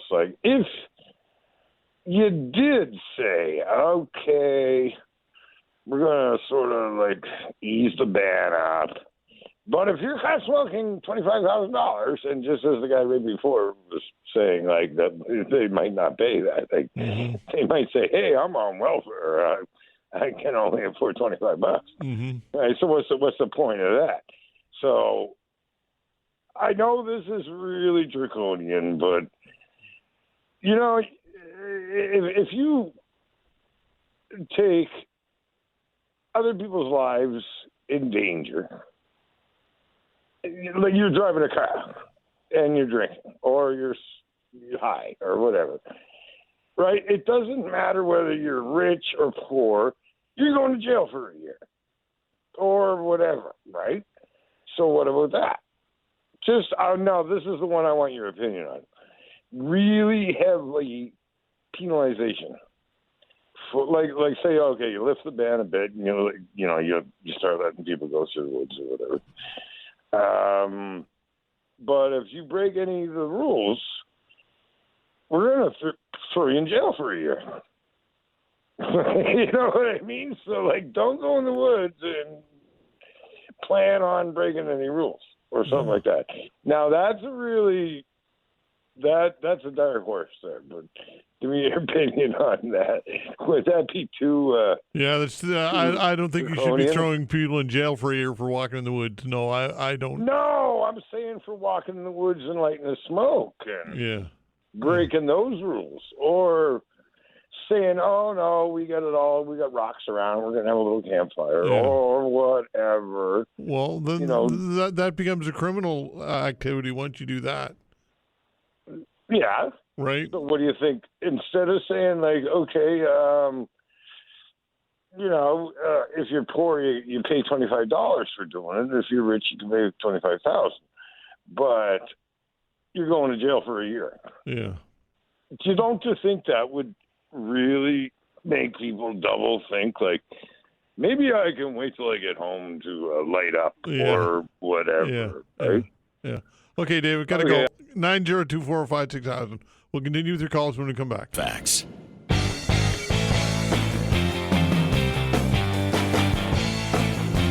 All right, continuing with your calls, 902-405-6000. That is the way to reach us. Again, 902-405-6000. Carrie, hello. All right, put Carrie on hold. Carrie, I'm not sure what you got going on there, but we'll come back to you in a minute. 902-405-6000. Craig, hello. How you doing today? I'm well, you? Good, thanks. About the fire ban here. I know there's a lot of, urban people that, live in the city and, they don't have many trees. I live down here in the Eastern Shore, so basically when I walk out my back door, I'm in the woods.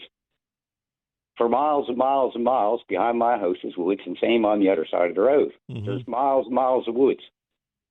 So it's pretty bad that we have to come to this point where the Premier is trying to teach common sense. Common sense can't be learned, taught, or what it comes in time. Yeah. But it's pretty bad that we have to, put a ban on for these people that don't have any common sense, for the people that, that live in the city and realize, like, okay, well, it's dry, you take precautions. But I don't know. It's pretty bad. So what's your take on it then? I'm not quite sure what your take is. Do you think it's a good move or a bad move? Well, I guess it's a good move in a point that, we're keeping those people that don't know out of the woods. But what you're trying to prove here is it's not just me. Like, there's a lot of places in Nova Scotia that when they walk out, like I have neighbors that are 200 yards up in the woods. Yeah. Right? Yeah. So they're surrounded by woods. So what you're trying to do, I guess, is try to teach common sense, I guess, basically, because there's people that actually live in the middle of the woods. Mm-hmm. So how is this teaching common sense? It's not teaching common sense. Well, I guess the $25,000 fine, I guess that's just a farce. I know a fellow down here that was charged with that, and nothing come out of it. This was the last time they had this ban on in the woods here, whatever it was, 2022 or whatever it was there. We had that brief ban when Bedford flooded. Nothing come of it. So it's just a deterrent, I guess, try to keep people out. But, people that live in the woods, I guess, I don't know. We basically know the basics of what you can do and what you can't do. Yeah. Okay, Craig, appreciate the call. Take care. All right. 902-456. Let's try Carrie again. Hello, Carrie. Hello. How are you? I'm well. You? I'm good. I'd like to talk about the wood ban. Sure. I agree with it because I used to work in the woods. I know how dry the woods get, and it wouldn't take much. A glass bottle will start a fire. Throwing out a cigarette butt will start a fire. It's that dry. So, yeah, I agree with it. And the fine, you think that the fine's appropriate as well? $25,000 for the fine? You support that? In ways. Okay, in what ways? These ones that go out and put a bonfire on just because they want to have a bonfire, yes. Give them the $25,000 fine. But somebody just walking, no. If they're walking in the woods, they should have common sense enough to, if they're going to have a cigarette, bite it out, put it in your pocket. Don't toss it on the ground. Right. Okay, Carrie, appreciate the call. Take care. 902-405-6000. Ken, hello. Hi, Todd. Hi there. I agree 100% with the ban. Could he have done it different? Yes. But he definitely need to do something. He's between a rock and a hard place right now because if he did nothing, then people would complain. He's doing this, people are going to complain, right? Can you say, oh, well, go in the woods and don't have a smoke? Are they going to listen? No, of course not, because you got grants out there that's doing, I'm going to do whatever I want. And that's going to cause a fire, right? And when I did firefighting twice. We burned up a range in France when we were over there, and I was on boots on the ground for that one. And in Gagetown, we did it again during maneuvers. Another one, I was running heavy equipment. Neither one of them are fun, Todd, not even a little bit, right? So I can imagine what the firefighters go through here. And, I mean, that's even less than compared with somebody who loses their home. And then for the cyclists to get on there and go, well, I can't go for a ride on my bike. Does every bike come with a crying towel nowadays? Like, come into the city and use these useless bike lanes that nobody's on, right? It's crazy. And as far as everybody's a little suspicious, what did Jim's wife call it? The fishy? Yeah, I'd be looking a little deeper into why these guys want the bicycle lanes. Anyway, have a good one, Todd. Okay, thanks, Ken. Appreciate the call. Take care. Don, hello. Good day. Couple things. NSP, a while back with its hacking thing, I heard we're paying for that, or are we not? For NSP, what again? When they got hacked, and it cost, I don't know how many dollars. It was a lot, I'm sure. Yeah. Were we paying for that, or did that get decided? I think that they've applied to have the ratepayers pay for it. Yes, I think so. Wow. And the other thing with Nova Scotia Power, did we not, as a government here, guarantee them a certain return on their investment for the shareholders? Yes, they're guaranteed a certain rate of investment, a return on investment. Yes, they are. So go and buy a whole pile of stock there, or what? Is that the idea? Well, that's part of it. Yeah, that's part of the reason why they do it, I'm sure. Wow. I'm going to see how much extra money got lying around. Yeah. The other thing, the ban on the activities, I guess two things. Is Tyans, Tourism Industry Association Nova Scotia, had anything to say about this yet?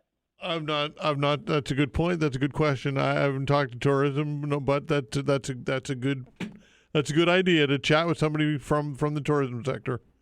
Yeah, because I can't imagine this isn't going to really hurt our tourism season going into September. Well, not just September, obviously. August too. Yeah, guaranteed it will. You know, and I don't know if there must be a list out of all the banning things, is it? Pardon me? Of all the things that are banned, of all the things that are banned to do this year, is there a list out there somewhere? Well, there's a list. Yeah, there's a list. Yeah. Okay. Just want to make sure I'm not doing anything wrong. Yeah. And I think the ban personally should be on like motorized vehicles, whatever they are, ATVs, and smoking in general. Otherwise, I mean, you know, if you're not smoking in the woods, I think most people will respect it. I don't think people are blatant about it. But I think if you ban the necessary tools, I don't think it's right to ban the rest of us and all our tourism people that may or may not come now to that same degree, you know? Okay, Don, appreciate the call. Take care. Okay. All right. Appreciate it, folks. Appreciate all the calls. I'm sure that some of you will want to talk with us again tomorrow. A reminder, Andy Fillmore, the mayor of HR, will be here in the studio from 10 to 11 tomorrow taking your calls.